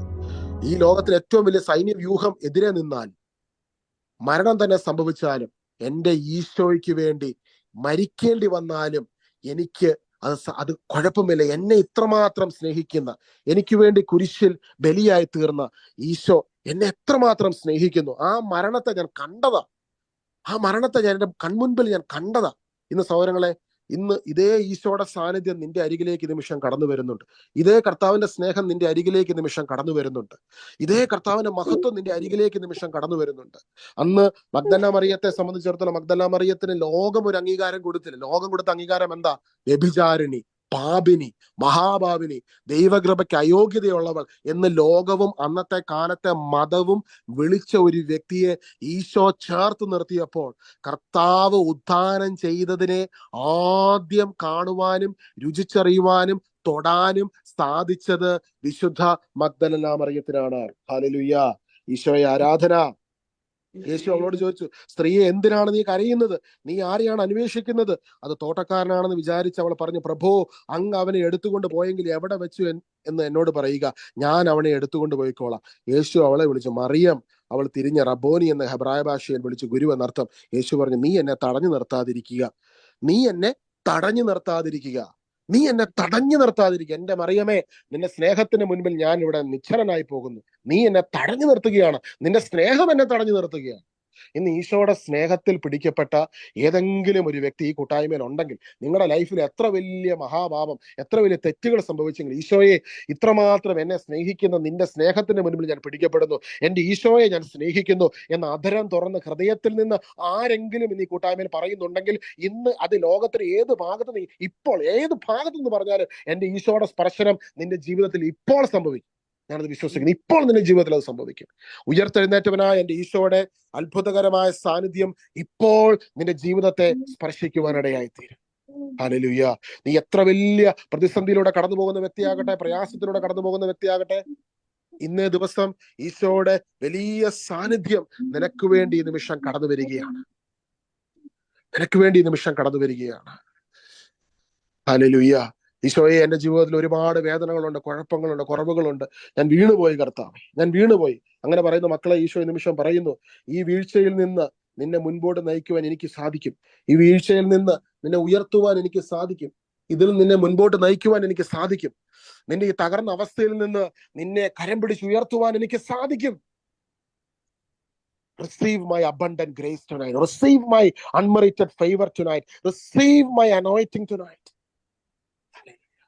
So what made all these people so different? എന്താണ് പത്രോസ്ലിഹാനെ, ഈശോനെ 3 തവണ തള്ളിക്കളഞ്ഞ പത്രോസിനെ വ്യത്യസ്തനാക്കിയത്? സ്തഫാനോസിനെ മരണത്തിന്റെ പിൻപിൽ ചരട് വലിച്ച സാവൂളിനെ പൗലോസ് ആക്കിയത്? വ്യഭിചാരപുരത്തിൽ പിടിക്കപ്പെട്ട മഗ്ദല മറിയത്തെ വിശുദ്ധ മഗ്ദല മറിയമാക്കിയത്? What happen in between? അവർ ഇതിനിടയ്ക്ക് വല്ല ധ്യാനം കൂടാൻ പോയിട്ട് മോശയുടെ നിയമങ്ങളും കൽപ്പനകളും എല്ലാം ഒന്നും കൂടെ റിവൈസ് ചെയ്ത് പഠിക്കുകയാണോ ചെയ്തത്? അവിടെ എന്തായിരുന്നു അവിടെ സംഭവിച്ചത്? They had an encounter with Jesus. ഈശോയെ കുറിച്ച്, ഈശോയിൽ നിന്ന്, ഈശോയിലൂടെ വലിയൊരു എൻകൗണ്ടർ അവരുടെ ജീവിതത്തിൽ ഉണ്ടായി. അതോടെ പരിശുദ്ധാത്മാവിന്റെ സാന്നിധ്യം വരെ സ്പർശിച്ചു. ദിവ്യകാരുണ്യത്തിൽ എഴുന്നള്ളി ഇരിക്കുന്നവന്റെ മഹത്വത്തെ അവർ അനുഭവിച്ചു. ഈശോയുടെ സ്നേഹത്തെ അവർ രുചിച്ചറിഞ്ഞു. ആ സ്നേഹം അവരുടെ ഉള്ളിലേക്ക് അങ്ങ് തുളച്ചു കയറിയപ്പോൾ ആ സ്നേഹം അവരെ മാറ്റിയതുപോലെ മറ്റൊന്നിനും മാറ്റാൻ പറ്റിയിട്ടില്ല. ഈശോയുടെ സ്നേഹത്തിന് ഒരു വ്യക്തിയെ മാറ്റാൻ കഴിയുന്നത് പോലെ വേറെ ഒന്നിനും മാറ്റാൻ പറ്റത്തില്ല. It has the most amazing power. ഇന്ന് ഈശോയുടെ സ്നേഹം എന്റെ വാക്കുകളിലൂടെ നിങ്ങളുടെ ജീവിതത്തെ ഈ നിമിഷം സ്പർശിക്കുന്നെങ്കിൽ ഈ സ്നേഹം നിന്റെ ജീവിതത്തെ ഈ നിമിഷം പൊതിഞ്ഞു പിടിക്കും. ഈ സ്നേഹം നിന്റെ ജീവിതത്തിൽ മാറ്റങ്ങൾ കൊണ്ടുവരും. ഈ സ്നേഹം നിന്റെ ജീവിതത്തിലെ അവസ്ഥകളെ മാറ്റും. ഇന്ന് വിശ്വസിക്കുന്നു, തിരിച്ചറിയും, ഈശോ നിന്നെ സ്നേഹിക്കുന്നു. ഈശോ നിന്നെ സ്നേഹിക്കുന്നു. ഒരു നിമിഷം നിന്റെ ജീവിതത്തിലെ രോഗാവസ്ഥയിൽ നിന്നും പ്രശ്നങ്ങളിൽ നിന്നും ഒരു നിമിഷം ഒന്ന് കണ്ണുകളെടുത്ത് ഇത്രമാത്രം നിന്നെ സ്നേഹിക്കുന്ന ഈശോയിലേക്ക് ഒന്ന് നോക്കാം. അന്ന് മഗ്ദല മറിയത്തിന് വേണമെങ്കിൽ വീട്ടിൽ ഇരിക്കാമായിരുന്നു, പല ഒഴിവുകൾ പറയായിരുന്നു. പക്ഷെ മഗ്ദല മറിയത്തിന്റെ ഉള്ളിൽ ഒരൊറ്റ ആഗ്രഹം ഉണ്ടായിരുന്നുള്ളൂ, എനിക്ക് എന്റെ ഈശോയുടെ ശരീരം ഒരിക്കൽ കൂടി കാണണം. ഇന്ന് നിന്റെ മുൻപിൽ എഴുന്നള്ളിയിരിക്കുന്ന ദിവ്യകാരുണ്യത്തിൽ ഈശോയുടെ ശരീരമായി, ഈശോയുടെ ശരീരത്തെ നീ നോക്കിക്കൊണ്ടിരിക്കുന്നത്, ഞാനത് പറഞ്ഞുകൊണ്ടിരിക്കുമ്പോഴും നോക്കിക്കൊണ്ടിരിക്കുന്നത് ഈശോയുടെ പച്ചയായ ശരീരത്തിലേക്ക് നീ നോക്കുമ്പോൾ, ഇന്ന് അതേ വിശ്വാസത്തിന്റെ കണ്ണുകളിലൂടെ ഈശോയിലേക്ക് നോക്കുമ്പോൾ നിന്നിലേക്ക് ഈശോയുടെ ശക്തി നിമിഷം കടന്നു വരുന്നു. ഈ സമയത്ത് ഏറ്റവും വലിയ വിടുതലുകൾ നടക്കുന്നത്. ഇന്ന് അതിനുവേണ്ടി നാളെയിലേക്ക് നോക്കണ്ട, ഇന്നലകളിലേക്ക് നോക്കണ്ട, പാസ്റ്റിലേക്ക് നോക്കണ്ട. പലപ്പോഴും നമ്മൾ പാസ്റ്റിലേക്ക് പോകും. കർത്താവേ, എന്റെ പാസ്റ്റിൽ ഞാൻ തെറ്റുപറ്റിപ്പോയി. മഗ്ദല മറിയത്തെ കുറിച്ച് ഓർക്കുക. കർത്താവേ, എന്റെ പാസ്റ്റിൽ എനിക്ക് വീഴ്ച പറ്റിപ്പോയി. പത്രോസ്ലിയെ കുറിച്ച് ഓർക്കുക, 3 തവണ ഈശ്വര തള്ളി കളഞ്ഞത്. കർത്താവേ, എനിക്ക് ഒരുപാട് കുഴപ്പങ്ങൾ ഉണ്ടായിരുന്നു. പൗലോസ്ലിയെ കുറിച്ച് ഓർക്കുക. അവരൊക്കെ ആഗ്രഹിച്ചത് അവരുടെ മുൻപിൽ നിന്ന് ഈശോയുടെ സ്നേഹത്തിന് ആഴങ്ങളിലേക്ക് പോകുവാൻ അവരൊന്ന് ആഗ്രഹിച്ചപ്പോൾ ഈശോയുടെ മഹത്വം അവരെ അങ്ങ് പൊതിഞ്ഞു പിടിച്ചു. ഇന്ന് ആ മഹത്വം നമ്മളെ പൊതിഞ്ഞു പിടിക്കുമ്പോൾ സഹോദരങ്ങളെ, ഇന്ന് ഒരുപാട് ഭവനങ്ങളിൽ ഈശോയുടെ അനുഭവം, പരിശുദ്ധ അമ്മയുടെ അനുഭവങ്ങൾ ഈ നിമിഷം ഉണ്ടാവുകയാണ്. ഒരുപാട് ശരീരങ്ങളെ ഈശോ സൗഖ്യമാക്കുന്നു. ഒരുപാട് രോഗാവസ്ഥകളെ ഈശോ സൗഖ്യമാക്കുന്നു. ഹല്ലേലൂയ. വീട്ടിൽ ഒരുമിച്ചിരുന്ന് പ്രാർത്ഥിക്കുവാൻ പറ്റാതെ ചില അവസ്ഥകൾ, ജോലിയുടെ ഒക്കെ തിരക്ക് കാരണവും മറ്റു പല കാരണങ്ങൾ കൊണ്ടും ഒരുപാട് അസ്വസ്ഥതകളിലൂടെ കടന്നു പോകുന്ന ഒരു വ്യക്തിയെ കർത്താവ് എടുത്തു കാണിക്കുന്നു. കുടുംബത്തിന്റെ ഭാരങ്ങൾക്ക്, നാട്ടിൽ നിങ്ങൾക്ക് കടം കാരണം ഇത് പുറത്തു പറയാൻ പറ്റാതെ വണ്ണം ഉള്ളിൽ ഇങ്ങനെ വീർപ്പ്, ഒരു വേദന പോലെ ഉള്ളിൽ ഇങ്ങനെ വഹിച്ചുകൊണ്ട് നടക്കുകയാണ്. ഈശോ പറയും, ഇറക്കി വെക്കുക, ഇതെന്റെ കരങ്ങളിലേക്ക് തരിക. മറ്റൊന്നിനും തരുവാൻ കഴിയാത്തൊരു വലിയ സമാധാനം ഇതാ ഞാൻ നിനക്കായി നൽകും. ഈശോയെ, ഞാൻ ആ സമാധാനത്തെ സ്വീകരിക്കുന്നു എന്ന് പറഞ്ഞു. ഈശോയെ, ഞാൻ അങ്ങയുടെ സമാധാനത്തെ ഞാൻ ഈ നിമിഷം സ്വീകരിക്കുന്നു. ഹല്ലേലൂയ. ഈശോയെ ആരാധന. ഇത് യോഹന്നാൻ സുവിശേഷം 20-ാം അധ്യായത്തിന്റെ 19 മുതലുള്ള വാക്യങ്ങളില് നമ്മൾ കാണുന്ന ഇപ്രകാരമാണ്. ഇന്നത്തെ കൂട്ടായ്മയിൽ നല്ല ശക്തമായ അഭിഷേകം വെളിപ്പെടുന്നു കേട്ടോ. കർത്താവിന്റെ കരുണ ഒരുപാട് മക്കളെ ഈ നിമിഷം പൊതിഞ്ഞു പിടിക്കുന്നുണ്ട്. യോഹന്നാൻ സുവിശേഷം 20-ാം അധ്യായത്തിന്റെ 19-ാം വാക്യം. ആഴ്ചയുടെ ആദ്യ ദിവസമായ അന്ന് വൈകിട്ട് ശിഷ്യന്മാർ യഹൂദരെ ഭയന്ന് കതകടച്ചിരിക്കെ യേശു വന്ന് അവരുടെ മധ്യേ നിന്ന് അവരോട് പറഞ്ഞു, നിങ്ങൾക്ക് സമാധാനം.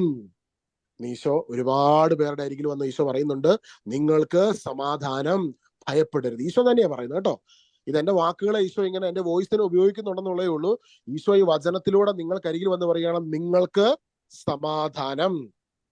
ഈശോ വന്നിട്ട് നിങ്ങൾക്ക് ഭാരം എന്നാണ് പറഞ്ഞത്, അല്ല, നിങ്ങൾക്ക് സമാധാനം. Peace be with you. നിങ്ങൾക്ക് സമാധാനം, സമാധാനം നിങ്ങളോട് കൂടെ. ഇപ്രകാരം പറഞ്ഞുകൊണ്ട് അവൻ തന്റെ കൈകളും പാർശ്വവും അവരെ കാണിച്ചു. കർത്താവിനെ കണ്ട് ശിഷ്യന്മാര് സന്തോഷിച്ചു. യേശു വീണ്ടും അവരോട് പറഞ്ഞു, നിങ്ങൾക്ക് സമാധാനം. പിതാവ് എന്നെ അയച്ചതുപോലെ ഞാനും നിങ്ങളെ അയക്കുന്നു. ഇത് പറഞ്ഞിട്ട് അവരുടെ മേൽ നിശ്വസിച്ചുകൊണ്ട് അവരോട് അരുളി ചെയ്തു, നിങ്ങൾ പരിശുദ്ധാത്മാവിനെ സ്വീകരിക്കുവിൻ. ഹല്ലേലൂയ. അപ്പൊ ഈ ഒരു ശുശ്രൂഷ കർത്താവ് ശിഷ്യന്മാർക്ക് കൊടുക്കുന്ന സമയത്ത് അവിടെ ഒരാളില്ലായിരുന്നു. ആരായിരുന്നില്ലായിരുന്നേ? തോമാശ്ലീഹ അവിടെ ഇല്ലായിരുന്നു. അപ്പൊ അതിന് 24-ാം വാക്യത്തിൽ നമ്മൾ കാണുന്നുണ്ട്, 12 പേരിൽ ഒരുവനും ദിദിമോസ് എന്ന് വിളിക്കപ്പെടുന്നവനുമായ തോമസ് യേശു വന്നപ്പോൾ അവരോടുകൂടെ ഉണ്ടായിരുന്നില്ല. അപ്പോൾ അതുകൊണ്ട് മറ്റു ശിഷ്യന്മാർ അവനോട് പറഞ്ഞു, ഞങ്ങൾ കർത്താവിനെ കണ്ടു. എന്നാൽ അവൻ പറഞ്ഞു, അവന്റെ കൈകളിൽ ആണികളുടെ പഴുതുകൾ ഞാൻ കാണുകയും അവയിൽ എന്റെ വിരൽ ഇടുകയും അവന്റെ പാർശ്വത്തിൽ എന്റെ കൈ വെക്കുകയും ചെയ്താലല്ലാതെ ഞാൻ വിശ്വസിക്കുകയില്ല. നമ്മൾ പലപ്പോഴും ഇത് വായിക്കുമ്പോൾ ഓർക്കും, അയ്യോ ദൈവമേ, ഈ തോമാസിലേക്ക് ഇത്ര നാള് കർത്താവിനൂടെ നടന്നിട്ട് ഇപ്പൊ ഒരു വിശ്വാസം ഇല്ലാതായി പോയല്ലോ, അല്ലെ? പലപ്പോഴും വിശ്വാസം ഇല്ലാത്തൊരവസ്ഥയായിരുന്നു തോമാസിലേക്ക്. ഒരിക്കലുമല്ല. അവിടെ യഥാർത്ഥത്തിൽ സംഭവിച്ചത്, ഇപ്പൊ നിങ്ങൾ ഓർത്തു, നിങ്ങൾ കർത്താവിന്റെ കൂടെ നടക്കുന്ന ഒരു വ്യക്തിയാണ്, ഈശോനെ ഒത്തിരി സ്നേഹിക്കുന്ന വ്യക്തിയാണ്, വചനം അനുസരിച്ച് ജീവിക്കാൻ ശ്രമിക്കുന്ന വ്യക്തി, ഒരുപാട് പ്രാർത്ഥനകൾ ചെല്ലുന്ന വ്യക്തിയാണ്. ചിലപ്പോഴൊക്കെ ജീവിതത്തില് മറ്റു പലരുടെയും ജീവിതത്തിൽ ചില കാര്യങ്ങൾ നടക്കുന്നുണ്ട്. അവരുടെയൊക്കെ ജീവിതത്തിൽ സാക്ഷ്യങ്ങൾ പല സ്ഥലത്തും പറയുന്നത് കേൾക്കുന്നുണ്ട്, അല്ലെങ്കിൽ നിങ്ങളുടെ കൂടെ ഉള്ളവരുടെ ജീവിതത്തിൽ തന്നെ ദൈവം അത്ഭുതം ചെയ്യുന്നത് കാണുന്നുണ്ട്. നിങ്ങളുടെ കാര്യത്തിൽ മാത്രം ഇത്രയും പ്രാർത്ഥന ചൊല്ലിയിട്ട് ഇത്രയും ദൈവത്തോടു കൂടെ ചേർന്ന് ജീവിച്ചിട്ട് ചില വിഷയത്തിനകത്ത് ഉത്തരം ലഭിക്കുന്നില്ല. ദൈവം മറഞ്ഞിരിക്കുക. അങ്ങനെ മറഞ്ഞിരിക്കുന്ന സമയത്ത് ചില സമയത്ത് നിങ്ങളോട് വന്ന ആൾക്കാർ വന്ന് പറയുക, ഓ ദേ അവിടെ അത്ഭുതം നടക്കുന്നുണ്ട് കേട്ടോ, ഇവിടെ അത്ഭുതം നടക്കുന്നുണ്ട് കേട്ടോ, ആ വ്യക്തിയുടെ മകളുടെ ജീവിതത്തിൽ കല്യാണം നടന്നു കേട്ടോ, നിന്റെ മകളുടെ മാത്രം എന്നെ കല്യാണം നടക്കാത്ത, നിങ്ങളുടെ കുട്ടികൾക്ക് മാത്രം എന്നെ ഇങ്ങനെയൊക്കെ സംഭവിക്കുന്നേ എന്നൊക്കെ പറയുന്ന സമയത്ത് ചിലപ്പോൾ ഫ്രസ്ട്രേഷൻ കാരണം നമ്മളും പലപ്പോഴും ഈശോയുടെ പുറത്തൊന്നും പറയുന്നില്ലെങ്കിലും ദിവ്യകാരുണ്യനാഥന്റെ സ്ഥലത്ത് എന്റെ വലിയ കർത്താവേ, ഞാൻ ഇനി വിശ്വസിക്കുന്നൊന്നുമില്ല, എനിക്കൊന്നും പറ്റത്തില്ല, എല്ലാ അവസ്ഥ ഇങ്ങനെയൊക്കെ അല്ലേ എന്നൊക്കെ അറിയാൻ നമ്മളും പറഞ്ഞു പോകാറുണ്ട് അല്ലേ, ഇടയ്ക്ക് പറഞ്ഞു പോകാറുണ്ട്. ഇത് അതുപോലെ തന്നെ തോമസ് ലീഗ അവിടെ പറയുകയാണ്, തോമസ് ലീഗയുടെ ഉള്ളിൽ ഒരു റിജക്ഷൻ, ആ ഒരു വിഷമം കാരണം പറഞ്ഞു പോയത്. പക്ഷെ കർത്താവിന് തോമസ് ലീഗയെ കുറിച്ചുള്ള പദ്ധതി വളരെ വലുതായിരുന്നു. ഹല്ലേലൂയ. തോമസ് ലീഗ അറിയാതെ പറഞ്ഞതാണെങ്കിലും അവിടെ തോമസ് ലീഗ പറഞ്ഞ എന്താ, അവന്റെ കൈകളിൽ ആണികളുടെ പഴുതുകൾ ഞാൻ കാണുകയും അവയിൽ എന്റെ വിരലിടുകയും അവന്റെ പാർശ്വത്തിൽ എന്റെ കൈ വെക്കുകയും ചെയ്താലല്ലാതെ ഞാൻ വിശ്വസിക്കുകയില്ല. 8 ദിവസങ്ങൾക്ക് ശേഷം വീണ്ടും അവന്റെ ശിഷ്യന്മാർ വീട്ടിലായിരുന്നപ്പോൾ തോമസ് അവരോട് കൂടെ ഉണ്ടായിരുന്നു. വാതിലുകൾ അടച്ചിരുന്നു. യേശു വന്ന് അവരുടെ മധ്യത്തിൽ നിന്നുകൊണ്ട് പറഞ്ഞു, നിങ്ങൾക്ക് സമാധാനം, നിങ്ങൾക്ക് സമാധാനം. അവൻ തോമസിനോട് പറഞ്ഞു, നിന്റെ വിരൽ എവിടെ കൊണ്ടുവരിക. കർത്താവ് അവിടെ നിന്ന് അപ്രത്യക്ഷനായി പോയതിനു ശേഷം കർത്താവ് അവിടെ നടക്കുന്ന കോൺവെർസേഷൻ എല്ലാം കേട്ടോണ്ടായിരിക്കുന്നത്. ചിലപ്പോൾ നിങ്ങൾ ജോലി ചെയ്യുമ്പോഴും വീട്ടിലിരിക്കുമ്പോഴും നിങ്ങൾ കൂട്ടുകാരോട് സംസാരിക്കുമ്പോഴും ഒക്കെ ഈശോ എല്ലാം ലൈവ് ആ സെക്കൻഡ് എല്ലാം അറിഞ്ഞുകൊണ്ട് കേട്ടോണ്ട് കൂടെ ഇരുന്നത് കേട്ടോണ്ടായിരിക്കുന്നത്. തോമസിനോട് എന്താ ഈശോ വന്നിട്ട് പറഞ്ഞേ? ഈശോ പറയുകയാണ്, നിങ്ങൾക്ക് സമാധാനം. അവൻ തോമസിനോട് പറഞ്ഞു, നിന്റെ വിരൽ ഇവിടെ കൊണ്ടുവരിക, എന്റെ കൈകൾ കാണുക, നിന്റെ കൈ നീട്ടി എന്റെ പാർശ്വത്തിൽ വെക്കുക. ഇതുപോലൊരു അനുഗ്രഹം ഈശോയുടെ വേറെ ഏത് ശിഷ്യനാ കിട്ടിയത്? മഗ്ദല മറിയത്തിന് ഈശോനെ ഉയർത്തെഴുന്നേറ്റ് ഈശോനെ കാണാൻ പറ്റി, തൊട്ടടുത്ത് ഈശോയുടെ സാന്നിധ്യത്തെ അനുഭവിക്കാൻ പറ്റി.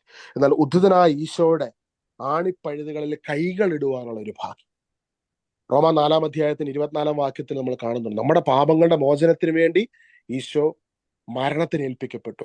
നമ്മുടെ നീതീകരണത്തിന് വേണ്ടി ഈശോ ഉത്ഥാനം ചെയ്തു. നമ്മുടെ ഇപ്പൊ ഞാൻ ഇന്ന് പറഞ്ഞ ഓരോ പാരബിളിലെ, അതായത് യോഹന്നാൻ സുവിശേഷം 9-ാം അധ്യായത്തിലെ ആ അന്ധനായ വ്യക്തിക്ക് വേണ്ടി, ആ വ്യക്തിയെ ലോകം മുഴുവൻ പാപി എന്ന് മുദ്രകുത്തിയ വ്യക്തിയായിരുന്നു അല്ലെ. അപ്പോൾ അങ്ങനെയുള്ള മനുഷ്യർക്ക് വേണ്ടി, നമുക്ക് ഓരോരുത്തർക്കും വേണ്ടി, നമ്മുടെ പാപങ്ങളുടെ മോചനത്തിന് വേണ്ടി ഈശോ മരണത്തിന് ഏൽപ്പിക്കപ്പെട്ടു. നമ്മുടെ നീതീകരണത്തിന് വേണ്ടി ഈശോ ഉദ്ധാനം ചെയ്തു. അപ്പൊ ഈശോ ഉദ്ധാനം ചെയ്തപ്പോൾ നമ്മൾ നീതീകരിക്കപ്പെട്ടു എന്നതിന്റെ തെളിവാണത്. ആ നീതീകരണത്തിന്റെ അടയാളം ഉദ്ധാനം ചെയ്ത കർത്താവിന്റെ ആണിപ്പഴുതുള്ള കരങ്ങളിലേക്ക് കൈകൾ ഇടുവാൻ വേറെ ആർക്കാണ് ഭാഗ്യം ലഭിച്ചത്? ഇതുപോലെ വലിയൊരു ദൈവികമായ അനുഗ്രഹം സ്വീകരിക്കാൻ വേറെ ആർക്കാ ഭാഗ്യം ലഭിച്ചത്? അപ്പൊ ജീവിതത്തില് ഏതെങ്കിലും ഒരു മേഖലകളിൽ ഒരുപാട് പ്രാർത്ഥിച്ചിട്ടും ഒരുപാട് വചനത്തോട് ചേർന്ന് ജീവിച്ചിട്ടും ഇപ്പോഴും ഉത്തരം ലഭിക്കാതിരിക്കുന്നുണ്ടെങ്കിൽ അത് ദൈവം തള്ളിക്കളഞ്ഞതല്ല, ദൈവം നിങ്ങള് മോശക്കാരാന്ന് പറഞ്ഞ് മാറ്റി നിർത്തുന്നതല്ല, ദൈവത്തിന് നിങ്ങളോട് സ്നേഹം മാത്രമാണ്. മറ്റുള്ളവരെ മറികടന്ന് നിങ്ങൾക്ക് വേണ്ടി ദൈവം ഈശോ ഒരുക്കിയ ചില പ്രത്യേക ദൈവികമായ ചില അനുഗ്രഹങ്ങളുണ്ട്, ഭൗതികമായ ചില അനുഗ്രഹങ്ങളുണ്ട്, ഭൂമിയിൽ ചില നിയോഗങ്ങളുണ്ട്. ഹല്ലേലൂയ. അതായത് ദൈവികമായ അനുഗ്രഹം എന്ന് വെച്ചാൽ ഈശോയെ കുറിച്ചുള്ള ചില വലിയ കാര്യങ്ങൾ മനസ്സിലാക്കുവാൻ, ഈശോയുടെ ചില വലിയ വലിയ കാര്യങ്ങളെ കുറിച്ച് മനസ്സിലാക്കുവാൻ. ഉദ്ധാനം ചെയ്ത ഈശോയുടെ ആ കയ്യെ കർത്താവ് ഉദ്ധാനം ചെയ്തുവെന്നും ആ ഉദ്ധാനം ചെയ്ത ഈശോയുടെ ആണിപ്പഴുതിനകത്ത് കൈയിട്ടിട്ട് അതിനെ തൊട്ടടുത്തറിഞ്ഞ് രുചിക്കുവാൻ ഒരാൾക്കൊരു ഭാഗ്യം കിട്ടുവാൻ, ആ ഭാഗ്യം ആ വ്യക്തിയെ വലിയൊരു വിശ്വാസ തീഷ്ണതയിലേക്ക് കൊണ്ടുവെത്തിക്കുകയാണ്. ഹല്ലേലൂയ. ഈശോയെ ആരാധന. അതുകൊണ്ട് ഇന്ന് ജീവിതത്തിൽ ഏതെങ്കിലും ഒരു മേഖലയിൽ ദൈവം ഉത്തരം നൽകിയിട്ടില്ല, മറഞ്ഞിരിക്കുന്നതായിട്ട് തോന്നുന്നുണ്ടെങ്കിൽ that means you have a calling from heaven. Isho നിന്നെ വിളിക്കുകയാണ്. ഈശോയെ കുറിച്ചുള്ള ചില പ്രത്യേക കാര്യങ്ങൾ നിനക്ക് മനസ്സിലാക്കി തരുവാൻ, ചില പ്രത്യേക നിയോഗങ്ങൾക്കായി, ചില പ്രത്യേക അനുഗ്രഹങ്ങൾക്കായിട്ട് ദൈവം നിന്നെ തെരഞ്ഞെടുത്തിരിക്കുന്നു. ഇന്ത്യയിലേക്ക് പോകുവാൻ അല്ലെ തോമസ് ലീഗ ഈശോ തെരഞ്ഞെടുത്തത് വലിയൊരു നിയോഗം അല്ലായിരുന്നു. വേറെ ആർക്കാ നിയോഗം കിട്ടിയേക്കുന്നത്? ആ നിയോഗം ദൈവം കൊടുത്തു. അതുപോലെ തന്നെ ചില പ്രത്യേക നിയോഗങ്ങൾ നിന്റെ ജീവിതത്തിലേക്ക് ഈശോ നൽകുകയാണ്. ചിലപ്പോൾ നമ്മൾ പറഞ്ഞു, ഈശോയെ ഒരുപാട് സ്ഥലത്ത് ദൈവം അത്ഭുതം പ്രവർത്തിക്കുന്നതൊക്കെ ഞങ്ങൾ കാണുന്നുണ്ട്, എന്നാൽ ഞങ്ങളുടെ ജീവിതത്തിൽ മാത്രം എപ്പോഴും എന്തെങ്കിലും ഒന്ന് കഴിയുമ്പോൾ വേറൊന്നിങ്ങനെ വന്നുകൊണ്ടിരിക്കുക, അല്ലെങ്കിൽ നിനക്ക് വേണ്ടിയൊക്കെ ഒത്തിരിയും കാര്യങ്ങൾ ചെയ്തിട്ട് ഇപ്പോഴും ഞങ്ങൾക്ക് ചില മേഖലകളിൽ ഒരു ശൂന്യത പോലെ തോന്നുകയാണ്. അങ്ങനെയൊക്കെ തോന്നുമ്പോഴൊക്കെ നമ്മൾ വിശ്വസിക്കേണ്ടത് എന്താണെന്നറിയോ? നമ്മളെപ്പോഴും നമ്മൾ പള്ളിയിൽ പോകുന്ന സമയത്തൊക്കെ 2 കൊരിന്ത്യർ 8:9 നമ്മുടെ മനസ്സിൽ ഇങ്ങനെ വേറെപ്പിക്കണം. എൻ്റെ ഈശോ എനിക്ക് വേണ്ടി ദരിദ്രനായി തീർന്നത് ഈശോയുടെ ദാരിദ്ര്യത്തിലൂടെ ഞാൻ സമ്പന്നനാകുന്നതിന് വേണ്ടിയാണ്. കുർബാനയൊക്കെ സ്വീകരിച്ചിട്ട് നമ്മൾ പറയണം, എൻ്റെ ഈശോയുടെ ദാരിദ്ര്യത്തിലൂടെ ഞാൻ സമ്പന്നനായി തീരുന്നു. എനിക്ക് വേണ്ടി എൻ്റെ ഈശോ കുരിശിൽ സകലതും പൂർത്തീകരിച്ചു. എനിക്ക് വേണ്ടി എൻ്റെ ഈശോ കുരിശിൽ സകലതും പൂർത്തീകരിച്ചു. അവിടുന്ന് ദരിദ്രനായി തീർന്നു എന്നെ സമ്പന്നനാക്കുന്നതിന് വേണ്ടി. ഈശോയെ ആരാധന. Efesos 1:3 പറയുന്ന സ്വർഗീയമായ എല്ലാ ആത്മീയ വരങ്ങളാലും ഇന്ന് ദൈവപിതാവ് നമ്മളെ ഈശോയിൽ അനുഗ്രഹിച്ചിരിക്കുന്നു. സ്വർഗീയമായ എല്ലാ ആത്മീയ വരങ്ങളാലും ദൈവപിതാവ് ഇന്ന് ഈശോയിലൂടെ നമ്മളെ അനുഗ്രഹിച്ചിരിക്കുന്നു. ഹല്ലേലൂയ. ഈശോയെ ആരാധന. ഈശോയോട് പറഞ്ഞു, ഈശോയെ നന്ദി, അവിടെ നിന്നെ അനുഗ്രഹിക്കുന്നതിനെ നന്ദി. ഞാനൊരു കാര്യം നിങ്ങളോട് വ്യക്തിപരമായി പറയട്ടെ. അതായത് ഈശോയുടെ കൂടെ, ഈശോയ്ക്ക് വേണ്ടി നിങ്ങൾ ഈശോയുടെ ആ സ്നേഹത്തെ മുറുകെ പിടിച്ച് നിങ്ങൾ വിശ്വാസത്തിൽ മുൻപോട്ട് പോകുമ്പോൾ എവിടെയെങ്കിലും ഒരു കുറവുകൾ നിനക്ക് ജീവിതത്തിൽ ഉള്ളതായിട്ട് തോന്നുന്നുണ്ടെങ്കിൽ അതിന് 100 ഇരട്ടി അനുഗ്രഹം കർത്താവ് ഈ ഭൂമി വെച്ച് തന്നെ തരും. കർത്താവ് ആർക്കും കടക്കാരനല്ല. ഒരിക്കൽ പത്രോസ്ലീഹയുടെ വീട്ടിൽ ഈശോ ഒരു പ്രാർത്ഥനയ്ക്ക് വന്നേ. പത്രോസ്ലീഹയുടെ വീട്ടില് ഈശോ പ്രാർത്ഥനയ്ക്ക് വന്നു. ലൂക്കായുടെ സുവിശേഷം 4-ാം അധ്യായത്തിലാണെന്നാണ് എൻ്റെ വിശ്വാസം. അവിടെ പത്രോസ്ലീഹയുടെ അമ്മായി അമ്മ പനി ബാധിച്ച് കിടക്കുന്ന സമയത്ത് അവിടെ യേശു പത്രോസിന്റെ ഭവനത്തിൽ, ലൂക്കായുടെ സുവിശേഷം 4-ാം അധ്യായത്തിൽ 38 മുതലുള്ള വാക്യങ്ങളാണ്. ഈശോ സിനഗോഗിൽ നിന്ന് എഴുന്നേറ്റ് ശിമയോന്റെ വീട്ടിലേക്ക് പോയി. ശിമയോന്റെ അമ്മായി അമ്മ കലശലായ പനി ബാധിച്ച് കിടപ്പായിരുന്നു. ആളുകൾ അവൾക്ക് വേണ്ടി അവനോട് സഹായം അപേക്ഷിച്ചു. അവൻ അവളുടെ അടുത്തെത്തി പനിയെ ശാസിച്ചു. അത് അവളെ വിട്ടുമാറി. ഉടനെ അവൾ എഴുന്നേറ്റ് അവരെ ശുശ്രൂഷിച്ചു. വൈകുന്നേരമായപ്പോൾ വിവിധ രോഗങ്ങളാൽ കഷ്ടപ്പെടുന്നവരെ എല്ലാം അവർ അവന്റെ അടുത്ത് കൊണ്ടുവന്നു. ഓരോരുത്തരുടെ മേൽ കൈകൾ വെച്ച് ഈശോ അവരെ സുഖപ്പെടുത്തി. അപ്പം ഈശോ പത്രോസ്ലീഹയുടെ വീട്ടില് പത്രോസ്ലീഹയുടെ അമ്മായിയമ്മയെ കാണാൻ വന്നു. അമ്മായിയമ്മയ്ക്ക് സൗഖ്യമൊക്കെ കിട്ടിക്കഴിഞ്ഞ് അവർ വർത്തമാനമൊക്കെ പറഞ്ഞിരുന്നപ്പോൾ ഒരുപാട് പേര് വീട്ടിലോട്ട് ഈശോനെ കാണാൻ വേണ്ടി വരികയാണ്. അപ്പം പത്രോസ്ലീഹ ആ വീട്ടിൽ, ഇപ്പൊ നിങ്ങളുടെ വീട്ടിലാണ് ഇത് നടക്കുന്നതെങ്കിൽ ഈശോ നിങ്ങളുടെ വീട്ടിൽ വരുമ്പോഴേ വന്നിട്ടുണ്ടെന്ന് നിങ്ങളിങ്ങനെ സങ്കല്പിക്കുക. ആ സമയത്ത് നിങ്ങളുടെ വീട്ടിലൊരു സൗഖ്യം ഒന്ന് കിട്ടിക്കഴിഞ്ഞപ്പോൾ നിങ്ങളുടെ വീട്ടിലോട്ട് ഒരുപാട് പേര് വന്നു. ഭയങ്കര ജനത്തിരക്കായി. അപ്പൊ നിങ്ങൾ ആ വന്നവർക്കും ഈശോയ്ക്കും വീട്ടിലുള്ളവർക്കൊക്കെ വേണ്ട ഭക്ഷണവും കാര്യങ്ങളൊക്കെ ക്രമീകരിക്കത്തില്ലേ? സാധാരണ ഒരു മനുഷ്യനാ പത്രോസ്ലീഹ. ശിമോൻ പത്രോസ് മുക്കുവനായ മനുഷ്യനാ, 2 അറ്റം കൂട്ടിമുട്ടിക്കാൻ ഓടുന്ന ഒരു വ്യക്തിയാ. വീട്ടിലുള്ള എല്ലാവർക്കും വേണ്ടി ഭക്ഷണമൊക്കെ കൊടുത്തു കഴിഞ്ഞപ്പം ചിലപ്പം വീട്ടില് അവർക്ക് 2 അറ്റം കൂട്ടിമുട്ടിക്കാൻ ഓടുന്ന സാധാരണ ഒരു മനുഷ്യന് ഒത്തിരി ലിമിറ്റേഷൻ ഉണ്ട്. ഇതെല്ലാം കഴിഞ്ഞ് പിറ്റേ ദിവസം ജോലിക്കായിട്ട് പോവുകയാണ് പത്രോസ്ലീഹ, ശിമോൻ പത്രോസ്. അപ്പം അന്ന് വീട്ടിൽ നടന്ന അത്ഭുതങ്ങളും അടയാളങ്ങളും രോഗശാന്തികളും ഒക്കെ ശിമയോന്റെ മനസ്സിലുണ്ട്. ഇതെല്ലാം ഓർത്താണ് ശിമയോൻ തൊട്ടടുത്ത ദിവസം മീൻ പിടിക്കാൻ വേണ്ടി പോകുന്നത്. പക്ഷെ അന്ന് രാത്രിയിൽ എന്താ സംഭവിച്ചത്? രാത്രി മുഴുവനും അധ്വാനിച്ചിട്ടും ശിമയോന് ഒന്നും കിട്ടിയില്ല. രാത്രി മുഴുവൻ അധ്വാനിച്ചിട്ട് ഒന്നും കിട്ടിയില്ല. ലൂക്കായുടെ സുവിശേഷം 5-ാം അധ്യായത്തിന്റെ 5-ാം വാക്യത്തിൽ ഇപ്രകാരമാണ് ശിമയോൻ പറയുന്നത്. ശിമയോൻ പറഞ്ഞു, ഗുരു, രാത്രി മുഴുവൻ അധ്വാനിച്ചിട്ടും ഞങ്ങൾക്ക് ഒന്നും കിട്ടിയില്ല. ഒന്നും ഓർത്ത് ആ മനുഷ്യന്റെ മാനസികാവസ്ഥ ഒന്ന് ഓർത്ത് നോക്കിക്കേ. ചിലപ്പോൾ നിങ്ങൾക്കും അങ്ങനെ തോന്നിയിട്ടുണ്ടോ അല്ലെ? എന്തോരം അത്ഭുതങ്ങൾ, സാക്ഷ്യങ്ങൾ നമ്മുടെ ജീവിതത്തിൽ കാണുന്നു. പക്ഷെ ഇത്രയും അത്ഭുതങ്ങൾ ദൈവം ലോകത്ത് ചെയ്യുന്നത് കണ്ടിട്ടും എന്റെ കർത്താവേ, എന്റെ ജീവിതത്തിൽ മാത്രം ഇപ്പോഴും ചില പ്രാർത്ഥനകൾക്ക് ഉത്തരം വന്നിട്ടില്ല. ഇതെന്തുകൊണ്ടാണ് വരാത്തത്? ഈ എന്തുകൊണ്ടാണ് വരാത്തത് എന്നുള്ള ഈ ചോദ്യം പലപ്പോഴും പലരെയും മനുഷ്യരെ അബദ്ധത്തിൽ കൊണ്ടുപോയി ചാടിക്കും. അതുകൊണ്ടാണ് ഇന്ന് ഈ വചനങ്ങളെല്ലാം ഈശോ വളരെ നിങ്ങൾക്ക് വ്യക്തമായി മനസ്സിലാക്കി തരുന്നത്. മനുഷ്യരെ അങ്ങോട്ട് കൊണ്ടുപോയി ചാടിക്കും. മനുഷ്യർ ചിന്തിക്കും, പഴയ നിയമത്തിൽ ഈശോയുടെ കാലഘട്ടത്തിലെ ജൂതന്മാർ ചിന്തിപ്പിച്ച പോലെ ചിന്തകളിലേക്ക് നമ്മളെ കൊണ്ടുപോയി നമ്മോട് പറയും, അയ്യോ ഇതൊരു ശാപമാകാം, ഇതൊരു ബന്ധനമാകും, ഇതിങ്ങനെ അങ്ങ് ചിന്തിപ്പിക്കും. വചനവുമായിട്ട് ഒരു ബന്ധവും ഇല്ലെങ്കിലും പഴയ നിയമത്തിലെ ചില സ്ക്രിപ്ചറുകളൊക്കെ യൂസ് ചെയ്യിപ്പിച്ച് നമ്മൾ അങ്ങനെ ചിന്തിക്കാൻ തുടങ്ങുമ്പോൾ ഓർത്തോണം, ഈശോയിൽ നിന്ന് നമ്മൾ അകന്നു പോവുകയാണ്. ഈശോയിൽ നിന്ന് അകന്നു പോകാനല്ല, ഈശോയിലേക്ക് അടുത്ത് വരാനാണ് ഈശോ നമ്മളെ വിളിച്ചിരിക്കുന്നത്. പുതിയ നിയമത്തിൽ ഈശോയിലൂടെ നീതീകരിക്കപ്പെട്ടിരിക്കുന്ന നമ്മളോട് ദൈവത്തിന്റെ വചനം ആവശ്യപ്പെടുന്ന ഒരേ ഒരു കാര്യം, നമ്മളെ അന്ധകാരത്തിൽ നിന്ന് തന്റെ അത്ഭുതകരമായ പ്രകാശത്തിലേക്ക് വിളിച്ച ഈശോയുടെ നന്മകളെ പ്രകീർത്തിക്കുക. മഗ്ദല മറിയം ജീവിതം മുഴുവൻ ചെയ്തത് അതാണ്. പത്രോസ്ലീഹ ചെയ്തത് അതാണ്. പൗലോസ്ലീഹ ചെയ്തത് അതാണ്. അവരാരും ബന്ധനമല്ല പ്രഘോഷിച്ചത്. അവർ പ്രഘോഷിച്ചത് ഈശോയുടെ നന്മകളെ പ്രകീർത്തിച്ചു. ഈശോ എത്രമാത്രം നല്ലവനാണെന്ന് പ്രകീർത്തിച്ചു. ഈശോയുടെ ശക്തിയെ പ്രകീർത്തിച്ചു. ഈശോ ക്രൂശിൽ എന്നാ ചെയ്ത് കഴിഞ്ഞതെന്ന് പ്രകീർത്തിച്ചു. സകലതിനെയും കർത്താവിന്റെ നന്മകളെ വാടി സ്തുതിച്ചു. ഹല്ലേലൂയ. ഇവിടെ പത്രോസ്ലീഹ ഈശോ നോക്കി, ഈശോ ഞാൻ രാത്രി മുഴുവനും അധ്വാനിച്ച് എനിക്ക് ഒന്നും കിട്ടിയില്ല. ഇതിനു മുൻപ് 5-ാം അധ്യായം തുടങ്ങുമ്പോൾ പത്രോസ്ലീഹ അന്ന് രാത്രി മുഴുവൻ അധ്വാനിച്ചിട്ട് ഒന്നും ലഭിക്കാതിരുന്ന ആ പ്രഭാതത്തില് നമ്മൾ ലൂക്കായുടെ സുവിശേഷം 5-ാം അധ്യായത്തിന് 1 മുതലുള്ള വാക്യങ്ങൾ ഇങ്ങനെ കാണുന്നു. ദൈവവചനം ശ്രവിക്കുവാൻ ജനങ്ങൾ ഈശോയ്ക്ക് ചുറ്റും തിങ്ങിക്കൂടി. അവൻ ഗെനസറത്ത് തടാകത്തിന് തീരത്ത് നിൽക്കുകയായിരുന്നു. 2 വള്ളങ്ങൾ കരയോടടുത്ത് കിടക്കുന്നത് അവൻ കണ്ടു. മീൻപിടുത്തക്കാർ അവയിൽ നിന്നിറങ്ങി വല കഴുകുകയായിരുന്നു. ശിമയോന്റേതായിരുന്നു വള്ളങ്ങളിൽ ഒന്ന്. യേശു അതിൽ കയറി. രാത്രി മുഴുവൻ അധ്വാനിച്ചിട്ട് ഒന്നും ലഭിക്കാതെ ശിമയോൻ വളരെ നിരാശപ്പെട്ട് വല കഴുകിക്കൊണ്ടിരിക്കുക. ദൈവമേ, കഴിഞ്ഞ ദിവസം വലിയ അത്ഭുതങ്ങളും അടയാളങ്ങളും ഒക്കെ കണ്ടത്, സ്വന്തം വീട്ടിലത് നടന്നത്. സ്വന്തം വ്യക്തി ജീവിതത്തിലേക്ക് നോക്കുമ്പോൾ വലിയൊരു ശൂന്യത.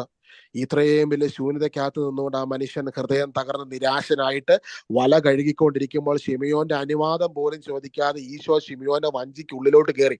ശിമയോനെ ഈ വഞ്ചിയിലോട്ട് ഞാനൊന്ന് കയറിക്കോട്ടെ എന്ന് പോലും ചോദിക്കുന്നില്ല. ഈശോ നേരെ വന്നങ്ങ് കയറുക. അതുകൊണ്ടാണ് നിങ്ങൾ ഈ വചനത്തെ ഈ ശുശ്രൂഷയ്ക്കടുത്ത് കടന്നു വന്നത് പോലും. ചിലപ്പോൾ ഈശോ അങ്ങനെ കയറും നമ്മുടെ ജീവിതത്തിലേക്ക്. ഈശോ അങ്ങനെ കയറും നമ്മുടെ ജീവിതത്തിലേക്ക്. അങ്ങനെയുള്ളവർ ഈശോയ്ക്ക് ഭയങ്കര ഇഷ്ടമാണ്. കാരണം നിന്നെക്കുറിച്ച് ദൈവത്തിന് വലിയൊരു പദ്ധതിയുണ്ട്. നിന്നെക്കുറിച്ച് ഇന്ന് ഈ കൂട്ടായ്മയിൽ കടന്നു വന്ന ഓരോ മക്കളെ നോക്കി ഈശോ പറഞ്ഞു, നിന്നെക്കുറിച്ച് എനിക്ക് വലിയൊരു പദ്ധതിയുണ്ട്. ദിവികാരുടെ നാഥന് നിന്നെക്കുറിച്ച് ഒരു വലിയ പദ്ധതിയുണ്ട്. ശിമയോന്റേതായിരുന്നു വള്ളങ്ങളിലൊന്ന്. യേശു അതിൽ കയറി കരയിൽ നിന്ന് അല്പം അകലേക്ക് വള്ളം നീക്കുവാൻ അവനോട് യേശു ആവശ്യപ്പെട്ടു. അതിലിരുന്ന് അവൻ ജനങ്ങളെ പഠിപ്പിച്ചു. ഞാൻ നിങ്ങളോടൊരു കാര്യം പറയട്ടെ. ഇന്ന് ജീവിതത്തിൽ എത്ര വലിയ ശൂന്യതയുണ്ടെങ്കിലും ആ ശൂന്യതയ്ക്ക് നടുവിൽ നിന്നുകൊണ്ട്, നിന്റെ സഹനത്തിന്റെ നടുവിൽ നിന്നുകൊണ്ട്, ഇന്നത്തെ വേദനകൾക്ക് നടുവിൽ നിന്നുകൊണ്ട്, പ്രയാസത്തിന്റെ നടുവിൽ നിന്നുകൊണ്ട് ഈശോനെ ആരാധിക്കുമ്പോൾ, ഈശോനെ ഉയർത്തുമ്പോൾ അത്ഭുതങ്ങൾ നമ്മുടെ ജീവിതത്തിൽ നടന്നേ മതിയാകത്തുള്ളൂ. ഇത് ബൈബിളിന്റെ അടിസ്ഥാനമാണ്. അത്ഭുതങ്ങൾ നടന്നിരിക്കും.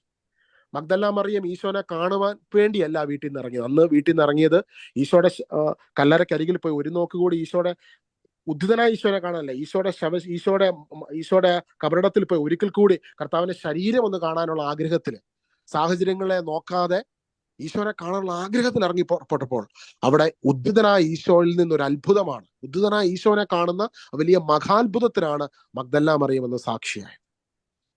തോമാശ്ലീഹ ഒരിക്കലും പ്രതീക്ഷിച്ചില്ല കർത്താവ് വരുമ്പോൾ, കർത്താവ് വന്ന് ഉദ്ധിതനായി വന്ന് തൻ്റെയോട് ആ ഈശോയുടെ ആണിപ്പെടുന്നുള്ള കൈകളിലേക്ക് വന്ന് കരങ്ങൾ ഇടാൻ പറയുമെന്നുള്ള കാര്യം. അതുപോലെ തന്നെ കർത്താവ് വലിയ നിയോഗങ്ങൾ നൽകുമെന്നുള്ള കാര്യം. കർത്താവിന്റെ നിയോഗം തോമാശ്ലീഹയുടെ മേൽ വന്ന് പതിച്ചതുപോലെ, മഗ്ദല മറിയത്തിന്റെ മേലേക്ക് വന്നതുപോലെ ഇവിടെ പത്രോസിന്റെ ജീവിതത്തിൽ നടക്കുന്ന മഹാത്ഭുതം എന്താ സഹോദരങ്ങളെ? പത്രോസിന്റെ വഞ്ചിയിൽ ഇരുന്നു കൊണ്ട് ഈശോ വചനം പ്രസംഗിക്കുകയാണ്. വചനം പ്രസംഗിച്ചതിന് ശേഷം ഈശോ ശിമയോനോട് പറഞ്ഞു, ആഴത്തിലേക്ക് നീക്കി മീൻ പിടിക്കാൻ വലയിറക്കുക. ശിമയോൻ പറഞ്ഞു, ഗുരു, രാത്രി മുഴുവൻ അധ്വാനിച്ചിട്ടും ഞങ്ങൾക്കൊന്നും കിട്ടിയില്ല. ഈ കടലിൽ എനിക്കറിയാം, ഇവിടെ വർഷങ്ങളായി ഞാൻ മീൻ പിടിക്കാൻ തുടങ്ങിയിട്ട്. ഇതിന്റെ എഞ്ചിനീയറാ. സത്യം പറഞ്ഞ ശിമയോൻ എന്ന് പറഞ്ഞ വ്യക്തി ആ മത്സ്യബന്ധനത്തിൽ ഒരു PhD ഉള്ള ആളാ. വർഷങ്ങളായി ഈ പണി തുടങ്ങിയിട്ട്. കർത്താവെ, രാത്രി മുഴുവൻ അധ്വാനിച്ചു, ഞങ്ങൾക്കൊന്നും കിട്ടില്ല, ഇവിടെ മീനില്ല കർത്താവെ. എങ്കിലും നീ പറഞ്ഞതനുസരിച്ച് ഞാൻ വലയിറക്കാം, ഒരു പൊട്ടനെ പോലെ ഞാൻ വലയിറക്കാം. എനിക്കറിയാം, കഴിഞ്ഞ ദിവസം എന്റെ വീടിനകത്ത് നീ ചെയ്ത അത്ഭുതങ്ങൾ ഞാൻ കണ്ടത്, എന്റെ കണ്ണുകൊണ്ട് ഞാൻ കണ്ടതാ നീ ചെയ്ത അത്ഭുതങ്ങൾ. എന്റെ യേശുവേ, നിന്റെ വചനത്തിൽ വിശ്വസിച്ചുകൊണ്ട് ഞാൻ വലയിറക്കുന്നു. വലയിറക്കിയപ്പോൾ വളരെയേറെ മത്സ്യങ്ങൾ അവർക്ക് കിട്ടി. അവരുടെ വല കീറി തുടങ്ങി. അവർ മറ്റേ വള്ളത്തിൽ ഉണ്ടായിരുന്ന കൂട്ടുകാരെ ആംഗ്യം കാണിച്ച് സഹായത്തിന് വിളിച്ചു. അവർ വന്ന് 2 വള്ളങ്ങളും മുങ്ങാറാകുവോളം നിറച്ചു. ശിമയോൻ പത്രോസ് ഇത് കണ്ടപ്പോൾ യേശുവിന്റെ കാൽക്കൽ വീണ്, കർത്താവേ, എന്നിൽ നിന്ന് അകന്നു പോകണമേ, ഞാൻ പാപിയാണെന്ന് പറഞ്ഞു. ഇവിടെ ഈശോയുടെ കരുണയുടെ വലിയൊരു ഒരു ഗുഡ്നസ്, അബണ്ടൻസ് വ്യാപരിച്ചപ്പോൾ, കർത്താവിന്റെ നന്മകൾ അങ്ങ് നിറഞ്ഞു തുളുമ്പിയപ്പോൾ അവിടെ ശിമയോൻ പറയുക, കർത്താവേ, ഞാൻ പാപിയാണ്. ഇന്ന് കർത്താവിന്റെ ഗുഡ്നസ് അത് അൺലിമിറ്റഡ് ആയി നമ്മുടെ ജീവിതത്തിൽ ഒരു എക്സ്പ്ലോഷൻ പോലെ കടന്നു വരുമ്പോൾ അത് മനുഷ്യനെ മാനസാന്തരത്തിലേക്ക് നയിക്കും. ഇവിടെ ശിമയോൻ പറയും, കർത്താവേ, ഞാൻ പാപിയാ. എന്നാൽ തങ്ങൾക്ക് കിട്ടിയ മീനിന്റെ പെരുപ്പത്തെ പറ്റി ശിമയോനും കൂടെ ഉണ്ടായിരുന്നവരും അത്ഭുതപ്പെട്ടു. ഹല്ലേലൂയ. ഈശോയെ ആരാധന. ഇന്ന് ഈ കൂട്ടായ്മയിൽ കടന്നു വന്ന ഒരുപാട് മക്കളുടെ ജീവിതത്തില്, നിങ്ങളുടെ ആത്മീയ ജീവിതത്തില്, ഭൗതിക ജീവിതത്തില്, സാമ്പത്തിക മേഖലകളില് ഈശോ ഇന്ന് ഈ സന്ദേശം നിങ്ങൾക്ക് വേണ്ടി നൽകുകയാണ്. നിങ്ങളെ ആർക്കുമില്ലാത്ത ചില പ്രശ്നങ്ങളും പ്രയാസങ്ങളും നിങ്ങളുടെ ജീവിതത്തിൽ ഉണ്ടെങ്കിൽ മറ്റാർക്കുമില്ലാത്ത ചില അത്ഭുതങ്ങളും അടയാളങ്ങളും ദൈവം നിങ്ങൾക്ക് വേണ്ടി ഒരുക്കി വെച്ചിട്ടുണ്ട്. ദൈവത്തിന് ചില നിയോഗങ്ങൾ നിങ്ങളെക്കുറിച്ചുണ്ട്. അതുകൊണ്ട് ഇന്ന് വിശ്വസിക്കണം. ഈശോ നിന്നെ നോക്കി പറയും, നിന്നെക്കുറിച്ചൊരു പദ്ധതി എന്റെ മനസ്സിലുണ്ട്. അത് നാശത്തിനല്ല, ക്ഷേമത്തിനുള്ള പദ്ധതിയാണ്. ഈശോയോട് പറയും, ഈശോയെ പലപ്പോഴും വീണു പോകുന്ന കർത്താവ്, ബലഹീനമാക്കപ്പെടുന്നു. ഈ ലോകം ഞെരുക്കുമ്പോൾ, മനുഷ്യർ ഞെരുക്കുമ്പോൾ, സാഹചര്യങ്ങൾ ഞെരുക്കുമ്പോൾ, കർത്താവ് നിനക്ക് വേണ്ടി ജീവിക്കണം എന്ന് ആഗ്രഹമുണ്ട്, പക്ഷെ പലപ്പോഴും വീണു പോകുന്ന കർത്താവ്. എന്നാൽ ഇന്ന് ആഗ്രഹമുള്ള ഒരു മനസ്സിനെ ഇന്ന് പരിശുദ്ധാത്മാവ് പുതിയൊരു അഭിഷേകം കൊണ്ട് നിറയ്ക്കുന്നു. ആഗ്രഹമുള്ള ഒരു മനുഷ്യനെ, ആഗ്രഹമുള്ള ഒരു മനസ്സിനെ ഇന്ന് ഈശോ നിറയ്ക്കുകയാണ് പരിശുദ്ധാത്മാവിന്റെ പുതിയൊരു അഭിഷേകം കൊണ്ട്. ഇന്ന് സഹോദരങ്ങളെ, ഞാനിത് പറയുമ്പോൾ എന്നോട് ഈ കാര്യങ്ങളെല്ലാം ഇങ്ങനെ ഓരോ വാക്യങ്ങളും ഇന്ന് പറയണം ഈശോ എൻ്റെ ഉള്ളിൽ ഇങ്ങനെ വലിയ പ്രചോദനം എന്ന് പറയിപ്പിക്കുന്നതാണ് കേട്ടോ. അതുപോലെ തന്നെ ഈശോ എൻ്റെ ഉള്ളിൽ ഇപ്പോൾ ഒരു വചനം തരും, ജെറമിയ 29:11. ഈശോ ഇന്ന് ഒരുപാട് മക്കളുടെ ശിരസിൽ കരം വെച്ചുകൊണ്ട് ഈശോ ഇങ്ങനെ പറയുന്നു, നിന്നെ കുറിച്ചൊരു പദ്ധതി എൻ്റെ മനസ്സിലുണ്ട്. അത് നിന്റെ നാശത്തിനുള്ള പദ്ധതിയല്ല, നിന്റെ ക്ഷേമത്തിനുള്ള പദ്ധതിയാണ്. നിന്നെ കുറിച്ചൊരു പദ്ധതി എൻ്റെ മനസ്സിലുണ്ട്. നിന്നെ കുറിച്ചൊരു പദ്ധതി എൻ്റെ മനസ്സിലുണ്ട്. മകനെ, മകളെ, നിന്നെ കുറിച്ചൊരു പദ്ധതി എൻ്റെ മനസ്സിലുണ്ട്. ഈശോയ്ക്ക് നിന്നെ കുറിച്ചൊരു പദ്ധതിയുണ്ട്. ലോകം എത്രമാത്രം നടക്കത്തില്ല എന്ന് പറയുന്ന ഒരു കാര്യം ദൈവത്തിന് നടത്താൻ കഴിയും. ഇനി കൂട്ടായ്മയിൽ വന്നിട്ടുള്ള ചില വ്യക്തികൾ സംശയത്തോടെ ഇരിക്കുന്നവരെ ഈശോ എടുത്ത് കാണിക്കും. ഇതുവെല്ലാം നടക്കുവോ എന്ന് നിങ്ങൾ ചിന്തിക്കുന്നെങ്കിൽ ലൂക്ക 1:37 നിങ്ങൾ വചനം വിശ്വസിക്കുക. പരിശുദ്ധ അമ്മ എന്താ പറഞ്ഞത്? ദൈവത്തിന് അസാധ്യമായത് ഒന്നുമില്ല. കന്യകയായിരുന്ന അമ്മ മാതാവിന്റെ ഉദരത്തിൽ ഈശോ ജനിച്ചത് ഒരു അത്ഭുതമാണ്, അല്ലെ? ഈശോ നമുക്ക് വേണ്ടി പാപപരിഹാര ബലിയായി തീർന്നു, അതൊരു അത്ഭുതമാണ്. ഈശോ ദിവികാരുണ്യമായി തീർന്നു, അതൊരു അത്ഭുതമാണ്. ഈശോ മരണത്തെ തോൽപ്പിച്ച് ഉദ്ധാനം ചെയ്തത് അതൊരു അത്ഭുതമാണ്. ഹല്ലേലൂയ. ഈശോയോടൊപ്പം സ്വർഗത്തിലൊരു ജീവിതം, അതൊരു അത്ഭുതമാണ്. ഇതെല്ലാം അത്ഭുതമാണ്. നമ്മുടെ വിശ്വാസം മൊത്തം അത്ഭുതമാണെങ്കിൽ ഇന്ന് ലോകവും മനുഷ്യരും നമ്മുടെ ചുറ്റുമുള്ളവരും നമ്മളോട് പറയുന്ന വാക്കുകളിൽ നിന്ന് ദൈവത്തിന്റെ വചനത്തിലേക്ക് നമ്മുടെ വിശ്വാസത്തെ കൊണ്ടുവരാം. ദൈവത്തിന്റെ വചനത്തെ മുറുകെ പിടിക്കാം. ആകാശവും ഭൂമിയും മാറിപ്പോയാലും ദൈവത്തിന്റെ വചനം എന്നേക്കും നിലനിൽക്കുന്നത് ഇന്ന് നിങ്ങൾ കേട്ടോണ്ടിരിക്കുന്ന കർത്താവിന്റെ വചനം മാത്രമാണ്. 100 വർഷം എന്നുള്ള 36,500 ദിവസമാണ്, അല്ലെ? 36,500 ദിവസമാണ് 100 വർഷം. അപ്പൊ ഒരു മനുഷ്യന്റെ ആയുസ് ആൾക്കാർ പറയും 80 വയസ്സ്, അല്ലെങ്കിൽ ചിലർ പറയും 100 വയസ്സ്. അപ്പൊ 30,000 തൊട്ട് 36,500 ദിവസം. അത് അമേരിക്കയിലാണെങ്കിലും കാനഡയിലാണെങ്കിലും ആഫ്രിക്ക ആണെങ്കിലും ഇന്ത്യ ആണെങ്കിലും നമ്മൾ ഏതൊക്കെ രീതിയിൽ പ്ലാൻ ചെയ്ത് എങ്ങനെയൊക്കെ കൊണ്ടുപോയെന്ന് പറഞ്ഞാൽ ഒരു ലിമിറ്റാണ്. പക്ഷെ ദൈവത്തിന്റെ വചനത്തിന് പ്രത്യേകത എന്താ? ഇത് നിത്യമായി നിലനിൽക്കുന്നതാണ്. ഇന്ന് ലോകവും മനുഷ്യരും ചുറ്റുമുള്ളവരും പറയുന്നതെല്ലാം കേട്ടിട്ട് ചിലപ്പോൾ ദൈവത്തിന്റെ വചനത്തെ നമ്മൾ പുച്ഛിക്കുകയും ഇകഴ്ത്തി കാണുകയും കൊച്ചാക്കാൻ ഒക്കെ ചെയ്യുമ്പോൾ യഥാർത്ഥത്തിൽ ദൈവത്തിന്റെ വചനമാണ് എന്നേക്കും നിലനിൽക്കുന്നത്. ഹല്ലേലൂയ. ഇന്ന് ആ വചനത്തിന്റെ ശക്തിയിലൂടെ നമ്മുടെ ജീവിതത്തിൽ വലിയ മാറ്റങ്ങളെ ദൈവം കൊണ്ടുവരികയാണ്. ഒരു വചനം കൂടെ വായിച്ച് നമുക്ക് പ്രാർത്ഥിക്കാം. 1 പത്രോസ് 1-ാം അധ്യായം അതിന്റെ 23-ാമത്തെ വാക്യം. നിങ്ങൾ വീണ്ടും ജനിച്ചിരിക്കുന്നത് നശ്വരമായ ബീജത്തിൽ നിന്നല്ല, അനശ്വരമായ ബീജത്തിൽ നിന്നാണ്, സജീവവും സനാതനവുമായ ദൈവവചനത്തിൽ നിന്ന്. എന്തെന്നാൽ മനുഷ്യരെല്ലാം പുൽക്കൊടിക്ക് തുല്യരാണ്. അവരുടെ മഹിമ പുല്ലിന്റെ പൂവിന് തുല്യവും. പുൽക്കൊടികൾ വാടിക്കരയുന്നു, പൂക്കൾ കൊഴിഞ്ഞു വീഴുന്നു. എന്നാൽ കർത്താവിന്റെ വചനം നിത്യം നിലനിൽക്കുന്നു. ആ വചനം തന്നെയാണ് നിങ്ങളോട് പ്രസംഗിക്കപ്പെട്ട സുവിശേഷം എന്ന് പറഞ്ഞാൽ എന്താ? സുവിശേഷം എന്ന വാക്കിന്റെ അർത്ഥം ഈശോയെ കുറിച്ചുള്ള സന്തോഷത്തിന്റെ സദ്വർത്തമാനം. വചനം തന്നെ. ഈശോയുടെ കാര്യങ്ങളെ കുറിച്ച് നിങ്ങൾ കേട്ടത് മുഴുവനും ഈശോയുടെ വചനമാണ്. ഈ വചനത്തിന്റെ പ്രത്യേകത എന്താ?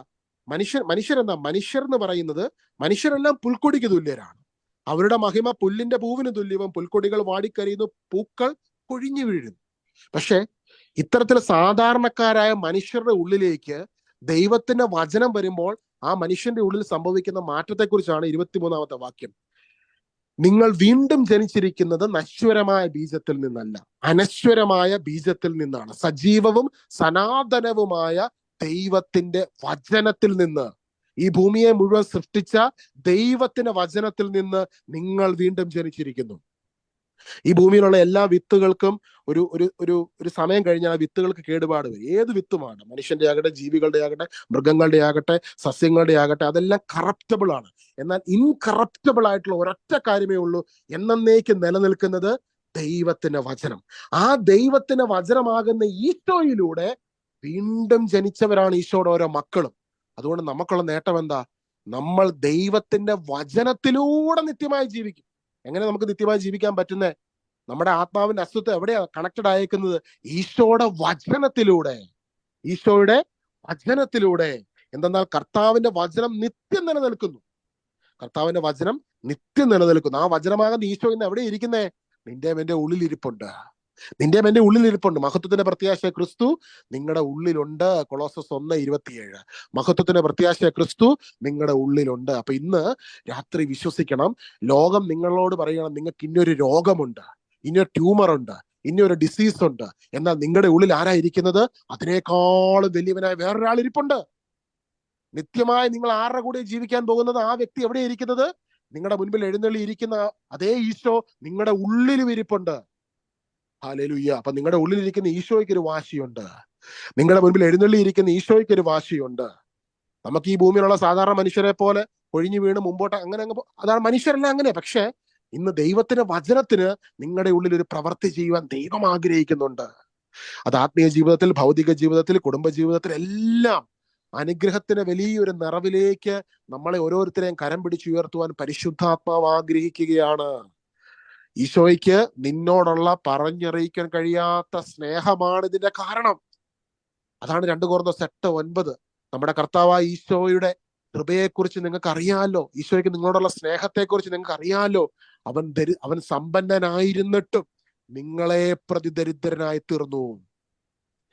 അവൻ സമ്പന്നനായിരുന്നിട്ടും നിങ്ങളെ പ്രതി, നിങ്ങളോടുള്ള സ്നേഹം നിമിത്തം ഈശോയുടെ ശരീരം ആ തെരുവോരങ്ങളിലൂടെ വലിച്ചഴയ്ക്കുവാൻ അവിടുന്ന് അനുവദിച്ചു. നീനുവിനോട് ഈശോ പറയുക, നിന്നോടുള്ള സ്നേഹം നിമിത്തം. നീനുവിന്റെ ശരീരങ്ങളിലൊക്കെ ഇങ്ങനെ സ്റ്റിഗ്മാറ്റ പോലെ കർത്താവിന്റെ വലിയ ആണിപ്പഴുതുകൾ, അടയാളങ്ങൾ കർത്താവ് നൽകുകയാണ്. ഈശോ പറയുക, നിന്നോടുള്ള സ്നേഹം നിമിത്തം, ഈ കൂട്ടായ്മയുള്ള ഓരോ മക്കളോടുമുള്ള സ്നേഹം നിമിത്തം കർത്താവിനെ തന്നെ ശൂന്യനാക്കി ദാസന്റെ രൂപം സ്വീകരിച്ച് മനുഷ്യന്റെ രൂപത്തിൽ ഈ ഭൂമിയിലേക്ക് കടന്നു വന്നു. ഹല്ലേലൂയ. ഈശോയെ ആരാധന. യെശയ്യാ പ്രവാചകൻ പറയുന്ന ഇപ്രകാരമാണ്, നമ്മുടെ പാപങ്ങൾ, നമ്മുടെ അകൃത്യങ്ങൾക്ക് വേണ്ടിയാണ് ഈശോ പീഡിപ്പിക്കപ്പെട്ടത്, അല്ലെ? നമ്മുടെ പാപങ്ങൾ നിമിത്തം, അകൃത്യങ്ങൾ നിമിത്തം. ഈശോയോട് പറഞ്ഞു, ഈശോയെ ഞാൻ തിരിച്ചറിയുന്നു, ഞാൻ മനസ്സിലാക്കുന്നു, നിനക്ക് എന്നോടുള്ള സ്നേഹം മൂലമാണ് ഇത്രമാത്രം വലിയ സഹനം ഏറ്റെടുത്തത്, ഇത്രമാത്രം വലിയ പീഡാസഹനം ഏറ്റെടുത്തത്. കർത്താവ് നമ്മെ പ്രതി ദരിദ്രനായി തീർന്നു, തന്റെ ദാരിദ്ര്യത്തിലൂടെ നമ്മൾ സമ്പന്നരാകുന്നതിന് വേണ്ടി. ഇന്ന് വിശ്വസിക്കുക, രോഗത്തിന്റെ ആത്മാവ് നമ്മുടെ ശരീരത്തിൽ നിന്ന് ഈശോയുടെ ശക്തിയിലൂടെ പുറത്തു പോകും. ദാരിദ്ര്യത്തിന്റെ ആത്മാവ് ഈശോയുടെ ശക്തിയിലൂടെ പുറത്തു പോകും. കടബാധിത കൊണ്ടുവരുന്ന ദുരാത്മാവ് ഈശോയുടെ ശക്തിയിലൂടെ പുറത്തു പോകും. തലമുറകളെ ബന്ധിക്കുന്ന ദുഷ്ടശക്തികൾ എല്ലാം ഈശോയുടെ കുരിശുബലിയുടെ ശക്തിയിലൂടെ നമ്മുടെ ജീവിതത്തിൽ നിന്ന് എന്നേക്കുമായി വിട്ടുപോവുകയാണ്. ഇന്ന് ഈ വചനം കേട്ടോണ്ടിരിക്കുമ്പോൾ തന്നെ ഇത് സംഭവിച്ചുകൊണ്ടിരിക്കുക കേട്ടോ. ഈശോയുടെ വചനം കേട്ടോണ്ടിരിക്കുമ്പോൾ തന്നെ ഈ അത്ഭുതങ്ങളെല്ലാം നമ്മുടെ ജീവിതത്തിൽ നടക്കുകയാണ്. യെശയ്യാ പ്രവാചകന്റെ പുസ്തകം 53-ാം അധ്യായം അതിന്റെ 5-ാം വാക്യം, നമ്മുടെ അതിക്രമങ്ങൾക്ക് വേണ്ടി ഈശോ മുറിവേൽപ്പിക്കപ്പെട്ടു. നമ്മുടെ, ഇവിടെ നിങ്ങളുടെ പേര് ചേർത്തേ, നിങ്ങളുടെ പേര്, വ്യക്തിപരമായ പേര് നിങ്ങൾ ചേർത്തോടെ പറയണം കേട്ടോ. നിങ്ങളുടെ പേര്. ഇപ്പം ലീനയുടെ അതിക്രമങ്ങൾക്ക് വേണ്ടി, അനീഷിന്റെ അതിക്രമങ്ങൾക്ക് വേണ്ടി, ബിനുവിന്റെ അതിക്രമങ്ങൾക്ക് വേണ്ടി അവൻ മുറിവേൽപ്പിക്കപ്പെട്ടു. നമ്മുടെ അകൃത്യങ്ങൾക്ക് വേണ്ടി ക്ഷതമേൽപ്പിക്കപ്പെട്ടു. ഈശോയുടെ മേലുള്ള ശിക്ഷ നമുക്ക് രക്ഷ നൽകി. ഈശോയുടെ ക്ഷതങ്ങളാൽ നാം സൗഖ്യം പ്രാപിച്ചു. ഈശോയുടെ ക്ഷതങ്ങളാൽ നാം സൗഖ്യം പ്രാപിച്ചു. ഇന്ന് രോഗസൗഖ്യം ആഗ്രഹിക്കുന്നവരെല്ലാം ഈ വചനത്തെ ഉള്ളിലോട്ടൊന്ന് റിസീവ് ചെയ്തേ. യെശയ്യാ പ്രവാചകന്റെ പുസ്തകം 53-ാം അധ്യായം 5-ാം വാക്യം, നമ്മുടെ അതിക്രമങ്ങൾക്ക് വേണ്ടി ഈശോ മുറിവേൽപ്പിക്കപ്പെട്ടു, നമ്മുടെ അകൃത്യങ്ങൾക്ക് വേണ്ടി ക്ഷതമേൽപ്പിക്കപ്പെട്ടു, അവന്റെ മേലുള്ള ശിക്ഷ നമുക്ക് രക്ഷ നൽകി. അവന്റെ ക്ഷതങ്ങളാൽ, ഈശോയുടെ ക്ഷതങ്ങളാൽ നാം സൗഖ്യം പ്രാപിച്ചു. ഈശോയുടെ ക്ഷതങ്ങളാൽ നാം സൗഖ്യം പ്രാപിച്ചു. ഹല്ലേലൂയ. കഴിഞ്ഞ ദിവസം ഒരു വ്യക്തി, ക്യാൻസർ രോഗത്തിൽ ഭാരപ്പെടുന്ന ഒരു വ്യക്തി, ഒരു ശുശ്രൂഷയിൽ പങ്കെടുത്ത് അദ്ദേഹം വളരെ എന്താ പറയുന്നത്, അദ്ദേഹം ഈ വചനമെല്ലാം കേട്ടിട്ട് അദ്ദേഹം എന്നോട് പറഞ്ഞു, തൊട്ടടുത്ത ദിവസങ്ങളിലൊക്കെ ഇദ്ദേഹത്തിന് വീണ്ടും ശാരീരിക അസ്വസ്ഥതകൾ ഉണ്ടായി. മാനസികമായിട്ടും ശാരീരികമായിട്ടും ഒരുപാട് ടോർച്ചറിങ് ആയിട്ടുള്ള പല പെയിൻഫുൾ സിറ്റുവേഷൻ ഉണ്ടായി. പക്ഷെ ആ സമയത്ത് ഇദ്ദേഹം ഒരു കാര്യം ചെയ്തു. ഇദ്ദേഹം വിശ്വസിച്ചു. കൊളോസസ് 1:27 വചനത്തെ, എന്റെ ഉള്ളിൽ ഈശോ ഇരിപ്പുണ്ട്. കൊളോസസ് 3:27 വചനം, നിങ്ങൾ വാക്കാലോ പ്രവൃത്തിയാലോ എന്ത് ചെയ്താലും ഈശോയുടെ നാമത്തിൽ പിതാവായ ദൈവത്തിന് നന്ദി പറഞ്ഞുകൊണ്ട് അവന്റെ നാമത്തിൽ ചെയ്യുവിൻ. ഈശോയുടെ നാമത്തിൽ പ്രാർത്ഥിക്കാൻ തുടങ്ങി. ഈശോയുടെ നാമത്തിൽ പ്രാർത്ഥിച്ചു, വിശ്വസിച്ചുകൊണ്ട്. എന്റെ ഈശോ എനിക്ക് വേണ്ടി, എന്റെ അകൃത്യങ്ങൾക്ക് വേണ്ടി മുറിവേൽപ്പിക്കപ്പെട്ടു, എന്റെ അതിക്രമങ്ങൾക്ക് വേണ്ടി ക്ഷതമേൽപ്പിക്കപ്പെട്ടു, എനിക്ക് രക്ഷ നൽകുന്നതിന് വേണ്ടി എന്റെ ഈശോ ശിക്ഷ ഏറ്റെടുത്തു. എന്റെ ഈശോയിലൂടെ ഞാൻ സൗഖ്യമുള്ളവനായിത്തീരുന്നു. കർത്താവിന് നിങ്ങളോടുള്ള ബന്ധം പിരിയാബന്ധമാണ്. ആ പിരിയാബന്ധത്തിന് അടയാളമാണ് നിങ്ങളോടുള്ള ഈശോയുടെ പരിശുദ്ധ കുർബാന, ദിവ്യകാരുണ്യം. ദിവ്യകാരുണ്യത്തിലൂടെ ഇന്ന് ഈശോയുടെ ശരീരത്തിന്റെ ഭാഗമാണ് നമ്മളെല്ലാവരും, അല്ലെ? അതുകൊണ്ട് തന്നെ ഈശോയുടെ നാമത്തിൽ പ്രാർത്ഥിക്കുമ്പോൾ നമ്മുടെ ജീവിതത്തിൽ അത്ഭുതങ്ങൾ സംഭവിക്കും, അടയാളങ്ങൾ സംഭവിക്കും. കാരണം ഈശോ നമ്മെ പ്രതിയാണ് ദരിദ്രനായി തീർന്നത്. ഇത്രമാത്രം വലിയ സഹനം ഈശോ ഏറ്റെടുത്തത് എന്താ? ഈശോ അന്ന് തെരുവിലുണ്ടായിരുന്ന വ്യക്തികളോടും ജന്മന അന്ധനായ വ്യക്തിയൊക്കെ അവന് ദൈവപ്രവർത്തികൾ നടക്കുന്നതിന് വേണ്ടിയാന്ന് പഠിപ്പിച്ചിട്ട് വെറുതെ പഠിപ്പിച്ചങ്ങ് പോവുമല്ലായിരുന്നു. ഈ പഠിപ്പിച്ച ആത്മാവിന്റെ അഭിഷേകത്തിൽ നിന്ന് ഈശോ അന്ന് പറഞ്ഞ കാര്യം എത്ര വർഷം കഴിഞ്ഞാലും ഈ ഭൂമിയിൽ വീണ്ടും വീണ്ടും വീണ്ടും അത് സംഭവിക്കുന്നതിന് വേണ്ടി ഈശോ കുരിശിൽ സകലതും പൂർത്തീകരിച്ച് പരിശുദ്ധ കുർബാനയായിട്ടു. അതുകൊണ്ട് ഇന്ന് പരിശുദ്ധ കുർബാനയിൽ എഴുന്നള്ളിയിരിക്കുന്ന ഈശോയുടെ ഈ സത്യത്തെ എവിടെ ആര് വിളിച്ചു പറയുന്നു, അവിടെ അത്ഭുതങ്ങൾ നടക്കും, അവിടെ അടയാളങ്ങൾ നടക്കും, അവിടെ വീര്യപ്രവർത്തികൾ സംഭവിക്കും. ഇന്ന് വിശ്വസിക്കുക, ഈശോയുടെ കരം നമ്മൾ ഓരോരുത്തരുടെയും ജീവിതത്തിലേക്ക് ഇതാ കടന്നു വരുന്നു. കാറ്റിനെയും കടലിനെയും ശാന്തമാക്കി അതേ കരം ഇന്ന് ദിവ്യകാരുണ്യത്തിൽ, അതേ കർത്താവിന്റെ അഭിഷേകം ഇന്ന് ദിവ്യകാരുണ്യത്തിൽ എഴുന്നള്ളിയിരിക്കുക. നിന്റെ ഉള്ളിലും അതേ അഭിഷേകം ഇരിക്കുന്നു. രണ്ട് കാര്യം ഇന്ന് വിശ്വസിക്കുക, ഈശോയുടെ ആത്മാവിന്റെ ശക്തി ദിവ്യകാരുണ്യത്തിൽ നിറയുന്നത് പോലെ തന്നെ നിന്റെ ഉള്ളിലും അതേ അഭിഷേകം ഇരിക്കുന്നു, അതേ ശക്തി നിന്റെ ഉള്ളിൽ ഇരിക്കുന്നു, അതേ ദൈവമഹത്വം നിന്റെ ഉള്ളിൽ ഇരിക്കുന്നു. കരങ്ങൾ ഉയർത്തി നമുക്ക് ഈശോനെ സ്തുതിക്കാം. രോഗമുള്ള ഭാഗത്തേക്ക് കരം വെച്ചുകൊണ്ട് സ്തുതിക്കാം. ഈശോയാണ് സൗഖ്യമാക്കുന്നത്. ഈശോയുടെ കരം നിന്റെ ഈ നിമിഷം സ്പർശിക്കുന്നു. ഈശോയുടെ ശക്തി നിന്നെ ഈ നിമിഷം പൊതിഞ്ഞു പിടിക്കുന്നു. ഈശോയുടെ സ്നേഹം ഈ നിമിഷം നിന്നെ ആവരണം ചെയ്യുന്നു. ഹല്ലേലൂയ. ഈശോയെ ആരാധന, ഈശോയെ മഹത്വം, ഈശോയുടെ ശക്തി അനേക മക്കളെ ഈ നിമിഷം സ്പർശിക്കുന്നു. ഈശോ ഇങ്ങനെ പറയുന്ന, മക്കളെ ഭാരപ്പെടണ്ട, ഞാൻ കൂടെയുണ്ട്, ഭയപ്പെടേണ്ട, ഞാൻ കൂടെയുണ്ട്. Hallelujah, hallelujah. ഈശോയെ ചില വ്യക്തികൾ ഇങ്ങനെ പറയുന്നത്, ഈശോ ഇങ്ങനെ എന്നെ കാണിക്കുന്നു, കർത്താവിനോട് ഇങ്ങനെ പറയും, കർത്താവേ, ഇതേ അവസ്ഥകളുള്ള മറ്റു പലരും മുങ്ങിത്താണല്ലോ, എനിക്ക് പ്രതീക്ഷയില്ല. ഈശോ പറയുക, വെള്ളത്തിന് മുകളിൽ ഞാൻ നടന്നു വന്നതുപോലെ ഈ വചനത്തിലൂടെ നിന്റെ അരികിലേക്ക് ഞാൻ വരികയാണ്. വെള്ളത്തിന് മുകളിലൂടെ ഈശോയ്ക്ക് ഒരു പ്രത്യേകത ഉണ്ട്. എന്നാന്നറിയോ സഹോദരങ്ങളെ? ഈശോയുടെ പ്രത്യേകത എന്ന് വെച്ചാൽ ഈശോ എപ്പോഴും, ഈശോയുടെ വെളിപ്പെടുത്തലുകൾ നടക്കുന്നത്, കർത്താവിന്റെ വലിയ അത്ഭുതങ്ങളൊക്കെ നടക്കുന്നത് എപ്പോഴാ?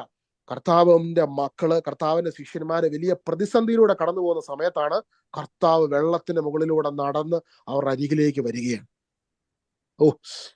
ചില ജോലി സ്ഥലത്ത് നിങ്ങൾക്ക് ജോലി ചെയ്യാൻ പറ്റാത്ത വണ്ണം ചില കാര്യങ്ങൾ സംഭവിച്ചപ്പോൾ മുങ്ങിത്താഴുന്ന പോലത്തെ അവസ്ഥ. ചിലപ്പോൾ നിങ്ങൾക്ക് നിങ്ങളുടെ ജോലി ഏതോ ഒരു വ്യക്തിയോട് കർത്താവ് ഇങ്ങനെ, ജോലി ഭാരം കാരണം നിങ്ങൾക്ക് അവിടെ തുടരാൻ പറ്റുന്നില്ല, നിങ്ങൾക്ക് ആ ഗവൺമെന്റ് ജോലി എന്തോ ഒരു കാര്യം അതിനകത്ത് നിങ്ങൾക്ക് തുടരാൻ പറ്റുന്നില്ല, പല പ്രശ്നങ്ങൾ കാരണം അവിടെ നിങ്ങൾ പോന്നു. ഇനി എന്താകും എന്നോർത്ത് ഭാരപ്പെട്ടിരിക്കുന്ന സമയത്ത് വെള്ളത്തിന് മുകളിലൂടെ ഈശോ വന്നിട്ട് നിന്നെ നോക്കി പറയുക, ഭയപ്പെടേണ്ട, ഭയപ്പെടേണ്ട, ഭയപ്പെടേണ്ട, ഭയപ്പെടേണ്ട. ഇന്നത്തെ ഈ ശുശ്രൂഷ ആ ഒരു വ്യക്തിക്ക് വേണ്ടി മാത്രം കൂടിയായിട്ട് ഈശോ ഇങ്ങനെ എടുത്തു പറയുക. ആത്മഹത്യയുടെ മുൻപിൽ നിൽക്കുന്ന വ്യക്തിയെ നോക്കി ഈശോ പറയുക, നീ ഭയപ്പെടരുത്, ഭയപ്പെടരുത്. കൈ ഒന്നുമില്ല കർത്താവ്, എന്റെ കയ്യിൽ ഒന്നുമില്ല, എന്റെ വിശ്വാസം പോലും കൈവിട്ട് പോകുന്നു, മരണത്തിന് മുൻപിൽ നിൽക്കുന്ന അവസ്ഥയാണ് കർത്താവ്, ഞാൻ എന്ത് ചെയ്യും ഈശോ എന്ന് നോക്കും. വിഷമിക്കുന്ന, വേദനിക്കുന്ന ആ വ്യക്തിയെ നോക്കി ഈശോ പറയുക, നീ ഭയപ്പെടരുത്, ഈ പ്രതിസന്ധിയെ മറികടന്നവനാണ് ഞാൻ. മരണത്തെ മറികടന്നവനാ ഒരു ഈശോയാണ് നിന്റെ ദൈവം. മരണത്തെ സ്വന്തം ശരീരത്തിൽ അനുഭവിച്ച് മരണത്തെ തോൽപ്പിച്ച് ഉദ്ധാനം ചെയ്ത ഈശോ ഇന്ന് നിന്റെ പ്രതിസന്ധികൾക്ക് മുകളിൽ നിന്റെ അരികിലേക്ക് ഈ നിമിഷം കടന്നു വരുന്നു. ഹല്ലേലൂയ. അന്ന് പത്രോസ്ലീഹ ഈശോ വെള്ളത്തിന് മുകളിലൂടെ നടന്നു വരുന്നത് കണ്ടപ്പോൾ പത്രോസ്ലീഹ ഈശോയെ നോക്കി പറയുന്നു, ഈശോയെ, അത് നീയാണെങ്കിൽ അങ്ങ് എന്നോട് പറയുക, ഞാനും ഇറങ്ങി വരാം. നമ്മൾ ആ വാക്യം വായിക്കുക, നമ്മൾ കാണുന്ന ഇപ്രകാരമാണ്. ഈശോ പറയുന്നത്, വരുവിൻ. പത്രോസെ വരുവിൻ എന്ന് പറഞ്ഞില്ല, വരൂ എന്ന് മാത്രം ഈശോ അവിടെ പറഞ്ഞിട്ടുള്ളൂ. പത്രോസെ വരൂ എന്ന്. അന്ന് ആ വഞ്ചിയിലുണ്ടായിരുന്ന ആരൊക്കെ ഉണ്ടോ അവരോടെല്ലാം വരാനാണ് ഈശോ പറഞ്ഞത്. പത്രോസെ വരൂ എന്ന് ഈശോ പറഞ്ഞിട്ടില്ല, വരുവിൻ എന്ന് ഈശോ പറഞ്ഞു. ആർക്കും വരാം, എല്ലാരും വിളിക്കുവോ ഈശോ, കമോൺ, കമോൺ, കമോൺ, വിശ്വാസത്തോടെ ഇറങ്ങിക്കോ, ഞാനിവിടെയുണ്ട്. അത്ഭുതങ്ങൾ ഈശോ ഒരിക്കലും വെള്ളത്തിന് മുകളിലൂടെ നടന്ന് മറ്റുള്ളവരുടെ മുമ്പിൽ അത്ഭുതം കാണിക്കുന്ന ഒരു കാര്യം ഈശോ കാണിച്ചിട്ടില്ല. എവിടെയെങ്കിലും കർത്താവ് കാണിച്ചിട്ടുണ്ടോ? ഈശോ വെള്ളത്തിന് മുകളിൽ നിയമജരെ, ഫരിസ്യരെ, സദുക്യരെ, ജൂതന്മാരെല്ലാം വിളിച്ച്, കണ്ടോ ഞാൻ വെള്ളത്തിന് മുകളിലൂടെ നടക്കാൻ പോവാന്ന്. അങ്ങനെ കർത്താവ് ഒരു അത്ഭുതം പോലും ചെയ്യുന്നില്ല. എവിടെ കർത്താവിന്റെ മക്കൾ പ്രതിസന്ധിയിൽ ലോകത്തിന് മുൻപിൽ തകർച്ചയിലൂടെ കടന്നു പോകുന്നു, പ്രയാസത്തിലൂടെ കടന്നു പോകുന്നു. ലോകവും മനുഷ്യരും കണ്ടില്ലേ, ഈ വ്യക്തിയുടെ അവസ്ഥ ഇങ്ങനെയായി പോയല്ലോ, അവനെല്ലാം നഷ്ടപ്പെട്ടില്ലേ, അവനുണ്ടായിരുന്ന നല്ല ജോലി, ആ ഗവൺമെന്റ് ജോലിയിൽ നിന്ന് അവൻ ഇറങ്ങിപ്പോയല്ലോ, അതെല്ലാം പോയല്ലോ, മറ്റതല്ലേ മറിച്ചതല്ലേ എന്ന് പറഞ്ഞ് മനുഷ്യർ വിരൽ ചൂണ്ടുന്ന സമയത്ത് കർത്താവ് അവിടെ കടന്നു വരികയാണ് കർത്താവിന്റെ മക്കൾക്ക് വേണ്ടി. ഹല്ലേലൂയ. ഈശോയെ ആരാധന. ജീവിതത്തിൽ ഏതെങ്കിലും നഷ്ടത്തിലൂടെ കടന്നു പോകുന്ന മക്കൾ എന്നെ കേൾക്കുന്നുണ്ടെങ്കിൽ, നിങ്ങൾക്ക് വേണ്ടി ഈശോ ഇറങ്ങി വരും, നിങ്ങൾക്ക് വേണ്ടി ഈശോ കടന്നു വരും. രാത്രിയുടെ 4-ാം യാമത്തിൽ ഈശോ നടന്ന് ഈ വള്ളത്തിനരികിലേക്ക് വന്ന് നമ്മൾ വചനത്തിൽ കാണാം. രാത്രിയുടെ 4-ാം യാമത്തിൽ കൂരാക്കൂരി ഇരുട്ടാണേ. നിങ്ങൾ ബീച്ചിലൊക്കെ പോയിട്ടുണ്ടെങ്കിൽ അറിയാം അല്ലെ, ഒരു സമയം കഴിഞ്ഞാൽ, ഈവനിങ്ങിലൊക്കെ ഒരു സമയം കഴിഞ്ഞാൽ നമുക്ക് വഞ്ചിയും വള്ളം എവിടെയാന്ന് പോലും അറിയാൻ പറ്റും. 1 കിലോമീറ്ററിന് അപ്പുറത്തോട്ട് നമുക്ക് കാണാൻ പറ്റില്ല. പക്ഷെ രാത്രിയുടെ 4-ാം യാമത്തിൽ നടുക്കടലിൽ കുടുങ്ങിക്കിടക്കുന്ന കർത്താവിന്റെ ശിഷ്യന്മാരുടെ ലൊക്കേഷൻ എക്സാക്ട്ലി ട്രേസ് ചെയ്ത് ഈശോ വെള്ളത്തിന് മുകളിലൂടെ നടന്ന് അവരുടെ അരികിലേക്ക് വന്നിട്ടുണ്ടെങ്കിൽ, ഇന്ന് ഭൂമിയിലുള്ള ഒരു മനുഷ്യനും സഹായിക്കാൻ പറ്റാത്ത വിഷയങ്ങൾ ഏത് തന്നെയാണെങ്കിലും ആ വിഷയവും കർത്താവിന്റെ റഡാറിന്റെ കീഴിൽ തന്നെയാണ്.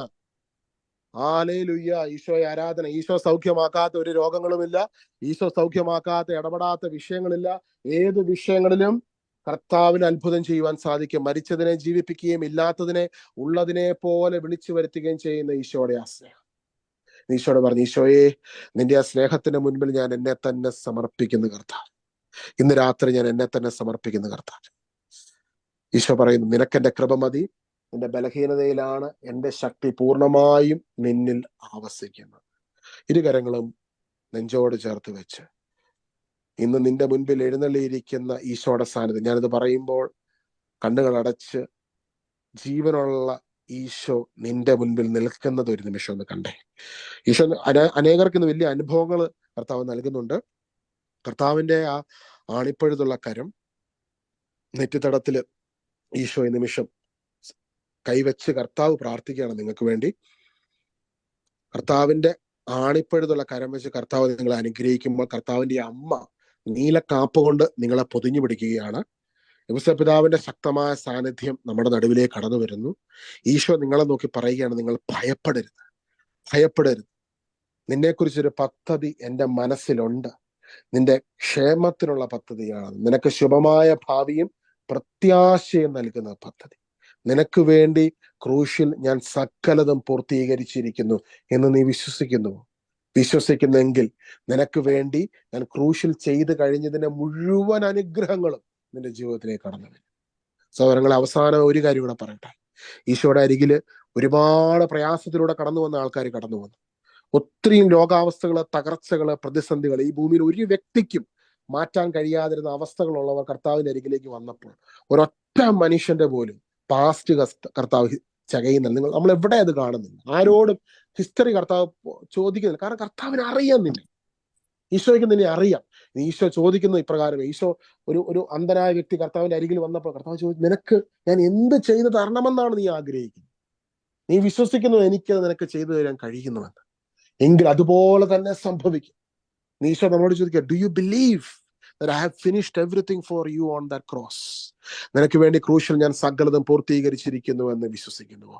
കരങ്ങൾ ഉയർത്തി നമുക്ക് കർത്താവിനെ ശക്തമായി സ്തുതിക്കാം, അധരം തുറന്ന് സ്തുതിക്കാം, വിശ്വാസത്തോടെ സ്തുതിക്കാം. എല്ലാവരും അൺമ്യൂട്ട് ചെയ്ത് ഈ നിമിഷം കർത്താവിനെ സ്തുതിച്ച് വിശ്വാസത്തോടെ സ്തുതിച്ച് വലിയൊരു അഭിഷേക മഴ നമ്മുടെ ഇടയിലേക്ക് ഈ നിമിഷം ഇറങ്ങുന്നു. പാപാവസ്ഥകളിൽ ഈശോ വിടുതലുകൾ നൽകുന്നു, തഴക്കദോഷങ്ങളിൽ ഈശോ വിടുതലുകൾ നൽകുന്നു, ഡിമോണിക് പൊസഷനിൽ ഈശോ വിടുതലുകൾ നൽകുന്നു, സാമ്പത്തിക ക്രൈസിസിൽ ഈശോ വിടുതലുകൾ നൽകുന്നു, തെറ്റായ ചില ബോധ്യങ്ങളിൽ ഈശോ വിടുതലുകൾ നൽകുന്നു, കുടുംബജീവിതത്തിൽ അസ്വസ്ഥതകളിൽ ഈശോ വിടുതലുകൾ നൽകുന്നു, പല ബന്ധനങ്ങളിൽ ഈശോ മോചനം നൽകുന്നു. ഈ അഭിഷേകം കർത്താവ് അയക്കുന്നു. കാറ്റിനെ കടലിനെ ശാന്തമാക്കിയ ദൈവത്തിന്റെ മഹത്വം ഭവനങ്ങളിലേക്ക് നിമിഷം കടന്നു വരുന്നു. കണ്ണുനീരോ കരങ്ങൾ ഉയർത്തി സ്തുതിക്കാം. Hallelujah, hallelujah, hallelujah.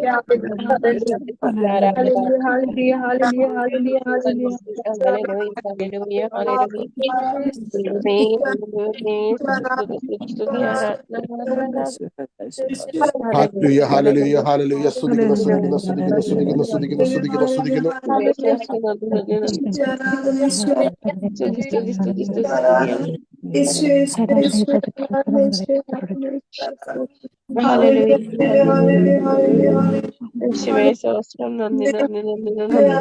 എല്ലാ അനുഗ്രഹത്തിന്റെ തടസ്സങ്ങളും ഈശോ എടുത്തു മാറ്റുന്നു. ശുശ്രൂഷയുടെ തടസ്സങ്ങൾ ഈശോ എടുത്തു മാറ്റുന്നു. ബന്ധനങ്ങൾ ഈശോ അഴിച്ചു മാറ്റുന്നു. ഭൂമിയുടെ കെട്ടുകൾ ഈശോ തകർന്നു കളയുന്നു. എല്ലാ തടസ്സങ്ങളെ ഈശോ എടുത്തു മാറ്റുന്നു. കർത്താവിന്റെ ശക്തി നിമിഷം വ്യാപരിക്കുന്നു. ഇന്റർവ്യൂവിൽ പരാജയപ്പെടുത്തുന്ന പിശാചിന്റെ പദ്ധതികളെ ഈശോ തകർക്കുന്നു. ഈശോ പറയുന്നു, നിന്നെ കുറിച്ചൊരു പദ്ധതി എന്റെ മനസ്സിലുണ്ട്. അനുഗ്രഹത്തിന്റെ പദ്ധതി, ഉയർച്ചയുടെ പദ്ധതി, രാജ്യങ്ങൾക്ക് അനുഗ്രഹമാകുന്നതിന്റെ പദ്ധതി വിശ്വാസത്തോടെ ഏറ്റെടുക്കാൻ ഈശോ പറയുന്നു. ഹല്ലേലൂയ,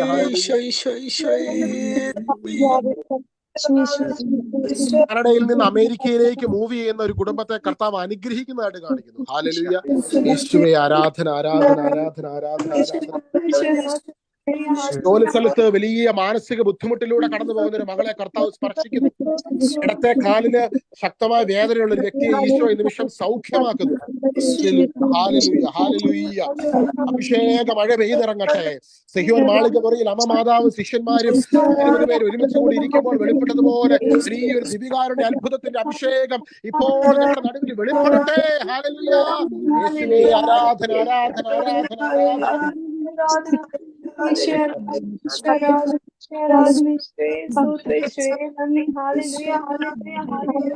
വർഷങ്ങളായിട്ടുള്ള ബന്ധനങ്ങളെ ഈശോ ഈ നിമിഷം അഴിച്ചു മാറ്റുന്നു. വലിയ ബന്ധനങ്ങളെ ഈശോ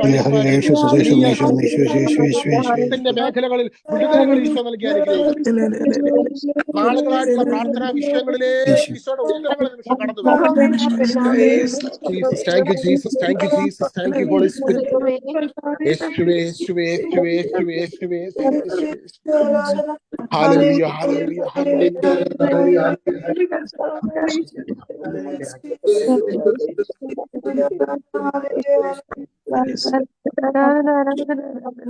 ബിസിനസ് മേഖലകളെ ഈശോ അനുഗ്രഹിക്കുന്നു. ബിനു ബ്രദറിനെ സമർപ്പിക്കുന്നു.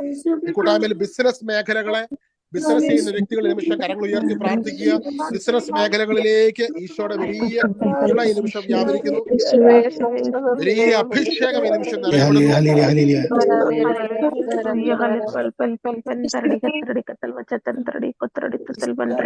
Thank you Jesus, thank you Jesus, thank you Jesus. ഈശോയെ നന്ദി, ഈശോയെ നന്ദി, ഈശോയെ നന്ദി, ഈശോയെ നന്ദി, ഈശോയെ നന്ദി, ഈശോയെ നന്ദി, ഈശോയെ നന്ദി, ഈശോയെ നന്ദി. Thank you Jesus. സഹോദരങ്ങളെ, നമുക്ക് ഈ നിമിഷം നമ്മുടെ ഒരു പ്രത്യേക നിയോഗത്തെ കർത്താവിന്റെ സന്നിധിയിൽ നിമിഷം സമർപ്പിക്കാം. നമ്മുടെ വലിയൊരു നിയോഗമാണ്. അതായത് ഈ കാലഘട്ടത്തില് ഈശോയുടെ ശരീരമാകുന്ന സഭയില് വലിയൊരു യൂണിറ്റി ഉണ്ടാകുന്നതിന് വേണ്ടി നമുക്ക് പ്രാർത്ഥിക്കാം. വലിയൊരു യൂണിറ്റി അത് ഈശോയ്ക്ക് സാധ്യമാണ്, ഈശോയ്ക്ക് സാധ്യമാണ്. നമുക്ക് പ്രാർത്ഥിക്കാം. ഈ ഭൂമിയില് ഇന്ന ദിവസം എല്ലാ ക്രൈസ്തവ സമൂഹങ്ങളും, അത് കത്തോലിക്ക സമൂഹമാകട്ടെ, യാക്കോബയാകട്ടെ, ഓർത്തഡോക്സ് ആകട്ടെ, CSI സഭയാകട്ടെ, മാർത്തോമ സഭയാകട്ടെ, എല്ലാവരും ഈശോയുടെ മക്കള് ഒരുമിച്ച് നിൽക്കുന്ന സ്വപ്നം കണ്ടുകൊണ്ട്, കർത്താവേ, ഈശോയുടെ മക്കളായ ഞങ്ങൾ എല്ലാവരും അതിനുവേണ്ടി നിമിഷം കണ്ണുനീരോടെ പ്രാർത്ഥിക്കുന്നു. ഇന്ന് തിരുസഭയിൽ അർപ്പിക്കപ്പെട്ട എല്ലാ കർത്താവിന്റെ ദിവ്യ ബലികളോടും ചേർന്ന് നിന്നുകൊണ്ട് ഞങ്ങൾ പ്രാർത്ഥിക്കുന്നു. കർത്താവെ, കരുണയായിരിക്കണമേ, ഈ നിയോഗത്തിന് മേൽ കരുണയായിരിക്കണമേ. ഒരിക്കൽ കൂടി എല്ലാവരും കരങ്ങൾ ഉയർത്തി നമുക്ക് ശക്തമായി കർത്താവിനെ സ്തുതിക്കാം. Hallelujah, hallelujah.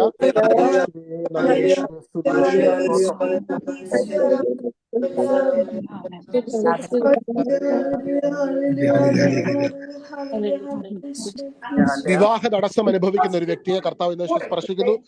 വിവാഹ തടസ്സം. ഇനി ചിലവരിങ്ങനെ പറഞ്ഞു, നിനക്കിനി വിവാഹം നടക്കത്തില്ല എന്ന് പറഞ്ഞ് തടസ്സം നിൽക്കുന്ന ആ മേഖലയെ ഈശോ ഇന്ന് അഴിച്ചു മാറ്റും. ഒരു പശുക്കിടാവിനെ ഇങ്ങനെ അഴിച്ചു വിടുന്ന പോലെ, ദർശനം പോലെ ഈശോ ഇങ്ങനെ കാണിക്കുന്നു. അതായത് ആ ഒരു മേഖലയിൽ നിങ്ങൾക്ക് മുമ്പോട്ട് പോകും. നിങ്ങൾ ഇങ്ങനെ കെട്ടപ്പെട്ട് കിടക്കുന്ന ഒരു അവസ്ഥയായിരുന്നു. കർത്താവ് ഇന്ന് രാത്രി നിങ്ങളെ ആ മേഖലയില് നിങ്ങൾക്ക് ഒരു വിടുതൽ നൽകുന്നു. ഈശോ നിങ്ങളെ അനുഗ്രഹിക്കുന്നു, ബ്ലസ് ചെയ്യുന്നു.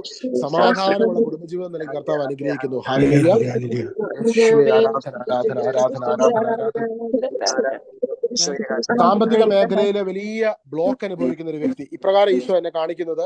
അതായത് നിങ്ങൾക്ക് സമ്പത്ത്, നിങ്ങൾക്ക് ജോലി ചെയ്യുന്നുണ്ട്, വരുമാനമുണ്ട്, പക്ഷെ നിങ്ങളുടെ കയ്യിൽ പൈസ നിൽക്കത്തില്ല. നിങ്ങൾക്ക് എപ്പോഴും ഇൻസഫിഷ്യൻസിയാണ്. നിങ്ങൾ ആഗ്രഹിക്കുന്ന ഒരു കാര്യങ്ങളും നിങ്ങൾക്ക് ചെയ്യാൻ പറ്റുന്നില്ല. എല്ലാ മാസവും നിങ്ങൾ ആഗ്രഹിക്കും, പ്ലാൻ ചെയ്യും, പക്ഷെ at the end of the second week you feel like everything is going out of your hand.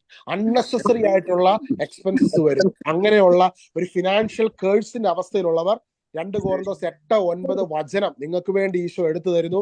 Isho പറയുന്നു, ഈശോ എങ്ങനെ പറയുന്നത്, നിന്നെ സമ്പന്നനാക്കുന്നതിന് വേണ്ടി, ഈ ദാരിദ്ര്യത്തിന്റെ ശാപം നിന്നിൽ നിന്ന് മാറുന്നതിന് വേണ്ടി കർത്താവായ ഈശോ നിനക്ക് വേണ്ടി ദരിദ്രനായി തീർന്നു.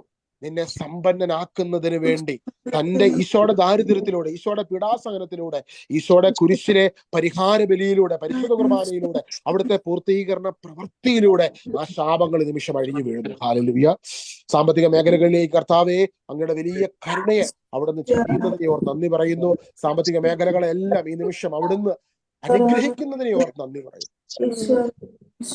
സാമ്പത്തിക മേഖലയിൽ നന്മകൾ വരുന്നതിന് തടസ്സമായി നിൽക്കുന്ന തടസ്സങ്ങളെല്ലാം ഈശോ ഈ നിമിഷം എടുത്തു മാറ്റുന്നു. ഹല്ലേലൂയ. ഈശോയെ ആരാധന. ജോലിക്കിടയിലുള്ള പുരോഗതിയെ തടസ്സം ചെയ്യുന്ന ദുഷ്ടാരൂപിയുടെ പ്രവർത്തനങ്ങളെ ഈശോ എടുത്തു മാറ്റുന്നു. വിശ്വസിക്കുക. വലിയ അഭിഷേകം വെളിപ്പെടുന്നു. മേഴ്സിയെ കർത്താവ് സ്പർശിക്കുന്നു. ഹല്ലേലൂയ. നിരവധി മക്കളെ, ലീനാനെ കർത്താവ് സ്പർശിക്കുന്നു. കർത്താവ് ലിൻജാനെ കർത്താവ് സ്പർശിക്കുന്നു. നിസാനെ കർത്താവ് സ്പർശിക്കുന്നു. ഈ കൂട്ടായ്മയിലുള്ള എല്ലാ മക്കളെ, ഇപ്പോൾ ജോയിൻ ചെയ്തിട്ടുള്ള ഓരോ ഭവനങ്ങളിലും ഓരോ വീടുകളിലും കുഞ്ഞു മക്കളെ അടക്കം പരിശുദ്ധാത്മാവിന്റെ അഭിഷേകം കൊണ്ട് സ്വർഗ്ഗം ഈ നിമിഷം നിറയ്ക്കുന്നു. ഈശോയെ ഞങ്ങളങ്ങ് നന്ദി പറയും.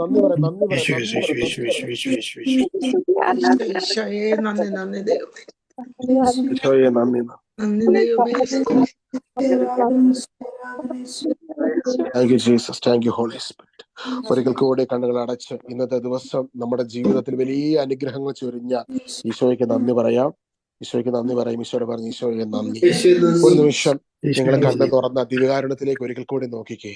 ആ ദിവ്യകാരുണ്യത്തിന്റെ ഉള്ളില് നിങ്ങളെ ഒത്തിരി സ്നേഹിക്കുന്ന ഒരാൾ അവിടെ ഇരിപ്പുണ്ട്. ഒത്തിരി സ്നേഹിക്കുന്ന ഒരാള്.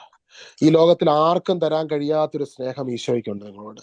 ആ കണ്ണുകളിൽ നിങ്ങളോട് സ്നേഹം മാത്രം ഈശോയുടെ കണ്ണുകളിൽ നിന്ന് ഒഴുകുന്നത്. ഇന്ന് നിങ്ങളുടെ മുൻപിൽ ഈ വീഡിയോയിലൂടെ ഫോണിനകത്ത് ആ ദിവ്യകാരുണ്യത്തിലേക്ക് നോക്കുമ്പോൾ ദിവ്യകാരുണ്യത്തിനകത്ത് ഈശോയുടെ 2 കണ്ണുകളെ കാണാൻ പറ്റുന്നുണ്ടോ? നിന്നോട് ആ കണ്ണുകൾ ഒരു കാര്യം പറയുന്നുണ്ട്. I love you. ഞാൻ നിന്നെ സ്നേഹിക്കുന്നു.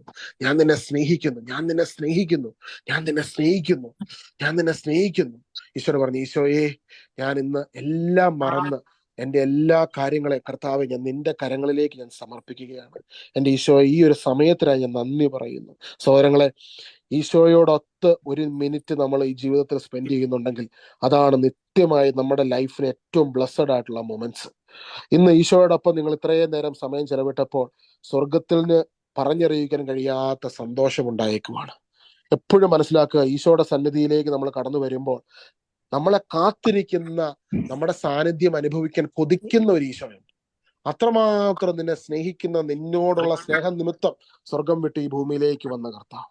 അതുകൊണ്ട് ആ കർത്താവിന് നിന്നെ അറിയാവുന്നത് പോലെ മറ്റാർക്കും അറിയാൻ മേല. എബ്രായർ 4:15 ഈശോ ദൈവത്തിന്റെ വചനത്തിൽ പറഞ്ഞില്ല, നമ്മുടെ ബലഹീനതകളിൽ നമ്മോടൊത്ത് സഹതപിക്കുവാൻ കഴിയാത്ത ഒരു പ്രധാന പുരോഹിതനല്ല നമുക്കുള്ളത്. പിന്നെയോ ഒരിക്കലും പാപം ചെയ്തിട്ടില്ലെങ്കിലും എല്ലാ കാര്യങ്ങളിലും നമ്മെപ്പോലെ തന്നെ പരീക്ഷിക്കപ്പെട്ടവനാണവൻ. അതിനാൽ വേണ്ട സമയത്ത് കരുണയും കൃപാവരവും ലഭിക്കുന്നതിനായി നമുക്ക് പ്രത്യാശയോടെ കൃപാവരത്തിന്റെ സിംഹാസനത്തെ സമീപിക്കാം. ഈശോയ്ക്ക് ഇന്ന് അവസാനമായി തരാനുള്ള ഒരു സന്ദേശം ഇത്രയും. ഈശോ ഇങ്ങനെ പറഞ്ഞു, എൻ്റെ അരികിൽ നിങ്ങൾ വരുന്നത് എനിക്ക് ആശ്വാസമാണ്. നിങ്ങൾ ഏത് അവസ്ഥയിൽ കടന്നു വന്നാലും നിങ്ങളെ ഞാൻ പുതിയ അഭിഷേകം നൽകി മടക്കി അയക്കും. പുതിയ അഭിഷേകം നൽകി. ഈശോയുടെ ഹൃദയത്തിൽ നിന്ന് ഒരു വലിയ പുതിയ അഭിഷേകം ഇന്ന് ഓരോ ഭവനങ്ങളിലേക്കും കടന്നു വരുന്നുണ്ട്. അമ്മ മാതാവ് ഓരോ മക്കളെയും ഈ നിമിഷം അനുഗ്രഹിക്കുന്നു, ബ്ലസ് ചെയ്യുന്നു. ഈശോയെ ഇന്ന് ഈ കൂട്ടായ്മയിൽ ഇപ്പോൾ ജോയിൻ ചെയ്തിട്ടുള്ള എല്ലാ മക്കളെയും ഒരിക്കൽ കൂടി സമർപ്പിച്ച് അവർക്ക് വേണ്ടി പ്രാർത്ഥിക്കുകയാണ്. മേഴ്സി അബ്രാഹാം, മേഴ്സിക്ക് വേണ്ടി പ്രാർത്ഥിക്കുന്നു. നിസയ്ക്ക് വേണ്ടി പ്രാർത്ഥിക്കുന്നു. നീനുവിനെ സമർപ്പിക്കുന്നു. ഫാമിലിയെ സമർപ്പിക്കുന്നു. അനീറ്റാനെയും ബേസിലിനെയും ആ കുടുംബം ചെയ്യുന്ന ശുശ്രൂഷകൾക്കായി നന്ദി പറയുന്നു. ആ മക്കളെ സമർപ്പിക്കുന്നു. ബിൻസുനെ സമർപ്പിക്കുന്നു. ജോവനെ സമർപ്പിക്കുന്നു. ലീജ പാപ്പച്ചൻ ആൻഡ് ഫാമിലിയെ സമർപ്പിച്ച് പ്രാർത്ഥിക്കുന്നു. ഈ മകളുടെ വരും ദിവസത്തെ ഇന്റർവ്യൂവിനെ സമർപ്പിക്കുന്നു. റീനാനെ സമർപ്പിക്കുന്നു. റീനു ജോസിനെ സമർപ്പിക്കുന്നു. ഷിൻറ്റുവിനെ സമർപ്പിക്കുന്നു. കർത്താവെ ആൻസി ജിതിനെ സമർപ്പിക്കുന്നു. അനുഗ്രഹ സമർപ്പിക്കുന്നു. ജോൺസനെ സമർപ്പിക്കുന്നു. ബെൻസിനെ തിരുഹൃദയത്തിലേക്ക് സമർപ്പിക്കുന്നു. ബിനു ജോസഫിനെ സമർപ്പിക്കുന്നു. ഡേവിസ് ചേട്ടനെ സമർപ്പിക്കുന്നു. ടെസ്സി ഡേവിസിനെ സമർപ്പിക്കുന്നു. രോഗാവസ്ഥകളെ സമർപ്പിക്കുന്നു. ജാസ്മിനെ സമർപ്പിക്കുന്നു. ബോബിനെ സമർപ്പിക്കുന്നു. ജെറി ജോയിനെ സമർപ്പിക്കുന്നു. ലീനാനെ സമർപ്പിക്കുന്നു. ലിജീനെ സമർപ്പിക്കുന്നു. ഈശോയെ അവിടുത്തെ കരങ്ങളിലേക്ക് മഞ്ജുവിനെ സമർപ്പിക്കുന്നു. മഞ്ജു ജയിനെ സമർപ്പിക്കുന്നു. മറിയാമനെ സമർപ്പിക്കുന്നു. മേഴ്സി സമർപ്പിക്കുന്നു. മേഴ്സി ജോസഫിനെ സമർപ്പിക്കുന്നു. മേരി ജോസഫിനെ സമർപ്പിക്കുന്നു. മെർലിൻ റോസിനെ സമർപ്പിക്കുന്നു. മിൻസിനെ സമർപ്പിക്കുന്നു. നിവ്യനെ സമർപ്പിക്കുന്നു. റോബിനെ സമർപ്പിക്കുന്നു. കർത്താവെ ആ മകന്റെ നിയോഗങ്ങൾ സജയനെ സമർപ്പിക്കുന്നു. സെന്നിനെ സമർപ്പിക്കുന്നു. സിമീനെ സമർപ്പിക്കുന്നു, സോഫിയനെ സമർപ്പിക്കുന്നു, മകളുടെ ഇന്റർവ്യൂസിനെ സമർപ്പിക്കുന്നു, സൂസനെ സമർപ്പിക്കുന്നു, ഈശോയെ ടീനനെ സമർപ്പിക്കുന്നു, ത്രേസ്യാമനെ സമർപ്പിക്കുന്നു.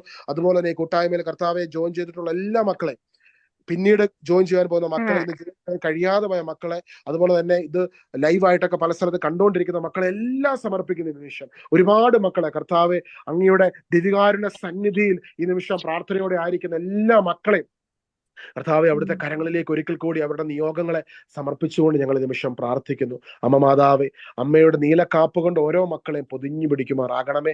ഈശോയെ, അവിടുത്തെ വലിയ അഭിഷേകം കൊണ്ട് അവിടുന്ന് ഓരോ മക്കളെയും ഈ നിമിഷം നിറയ്ക്കുന്നതിനെ ഓർത്ത് നന്ദി പറയുന്നു. ഒരു നിമിഷം ആ വലതുകരം നിങ്ങളുടെ സ്വന്തം കരം എടുത്ത് ആ ശിരസിലോട്ടൊന്ന് വെക്കുക, വലത്തെ കരം തലയിലോട്ട് വെക്കുക. എന്നിട്ട് ആ തലയെ കൈ വെക്കുമ്പോൾ നിങ്ങൾ വിശ്വസിക്കണം, നിങ്ങൾക്ക് ഏത് മേഖലയിലാണോ ഇന്ന് വിടുതൽ വേണ്ടത് ആ മേഖലയിൽ ഈശോ ഇന്ന് നിങ്ങൾക്ക് വിടുതൽ നൽകും. വിശ്വസിക്കുക. ആ കരത്തിന്റെ മുകളിൽ ഈശോയുടെ ആണിപ്പഴുതുള്ള കരം ഈ നിമിഷം വെക്കാൻ വേണ്ടി പോവുകയാണ് ഈശോ. നിങ്ങളുടെ സൈഡില് വിശ്വാസത്തോടെ ഞാൻ നിങ്ങൾക്ക് വേണ്ടി പ്രാർത്ഥിക്കുന്നുണ്ട്. ആത്മാവിൽ കാണുക, നമ്മൾ എല്ലാവരും ഒരു കുടുംബമാണ്, ഈശോയുടെ ശരീരത്തിന്റെ ഭാഗമാണ്. നമ്മളെല്ലാം പല സ്ഥലത്താണെങ്കിൽ ഈ സമയത്ത് നിങ്ങളുടെ വോയിസ് കേൾക്കുമ്പോൾ നിങ്ങളുടെ തോളയിൽ ഞാൻ കൈവരം വെച്ച് ഈ നിമിഷം പ്രാർത്ഥിക്കുകയാണ്. ഈശോയെ, ഈ മകന് വേണ്ടി, മകൾക്ക് വേണ്ടി ഞാൻ ഈ നിമിഷം പ്രാർത്ഥിക്കുന്നു. കർത്താവെ, ഇവരുടെ വിഷയം എന്താണെന്ന് വ്യക്തിപരമായി അവിടുന്ന് അറിയുന്നല്ലോ. അങ്ങ് അവരുടെ മേൽ ഈ നിമിഷം കരം വെച്ചിട്ടുണ്ടെന്ന് ഞാൻ അറിയുന്നു.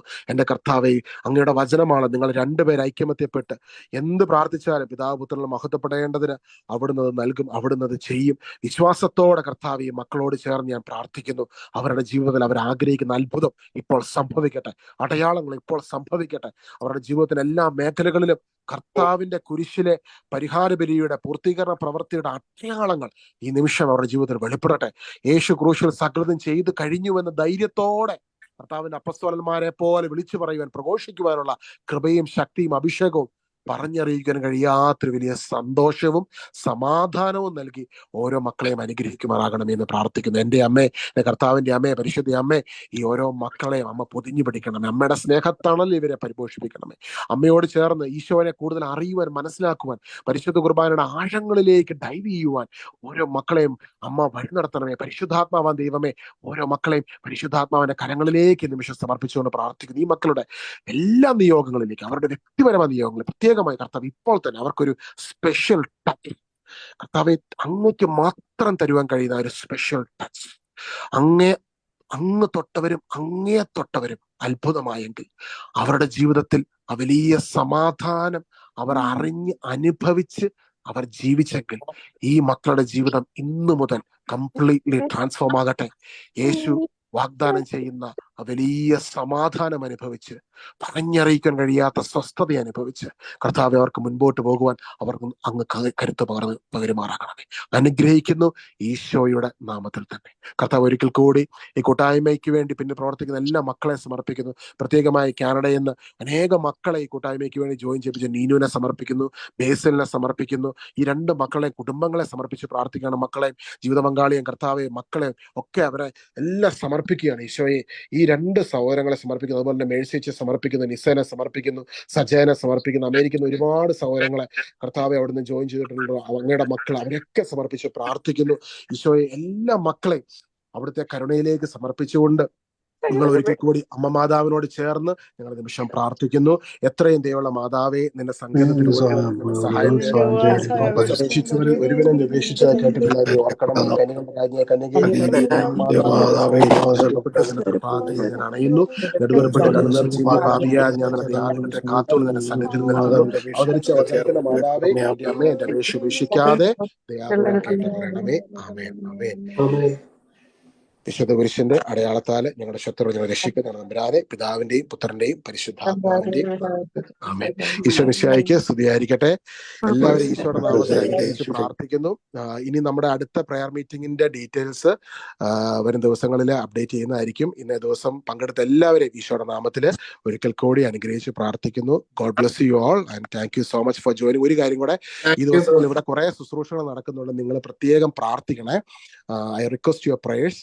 പ്രത്യേകം പ്രാർത്ഥിക്കണം. ഈ ശുശ്രൂഷകൾക്കൊക്കെ കർത്താവിന്റെ വലിയ അട്ടപ്പെടൽ ആ ശുശ്രൂഷകളിലൂടെ അനേകരുടെ ജീവിതത്തിൽ നടക്കുന്നതിന് വേണ്ടി പ്രത്യേകമായിട്ട് നാളെ വൈകുന്നേരം ഒരു മീറ്റിംഗ് ഉണ്ട്. നാളെ സൺഡേയിലും ഈ 2 ദിവസത്തെ പ്രയർ മീറ്റിംഗിന് വേണ്ടി എല്ലാവരും പ്രത്യേകം പ്രാർത്ഥിക്കണം കേട്ടോ. Okay, God bless you all. Thank you so much for joining. Good night. God bless you. Good night.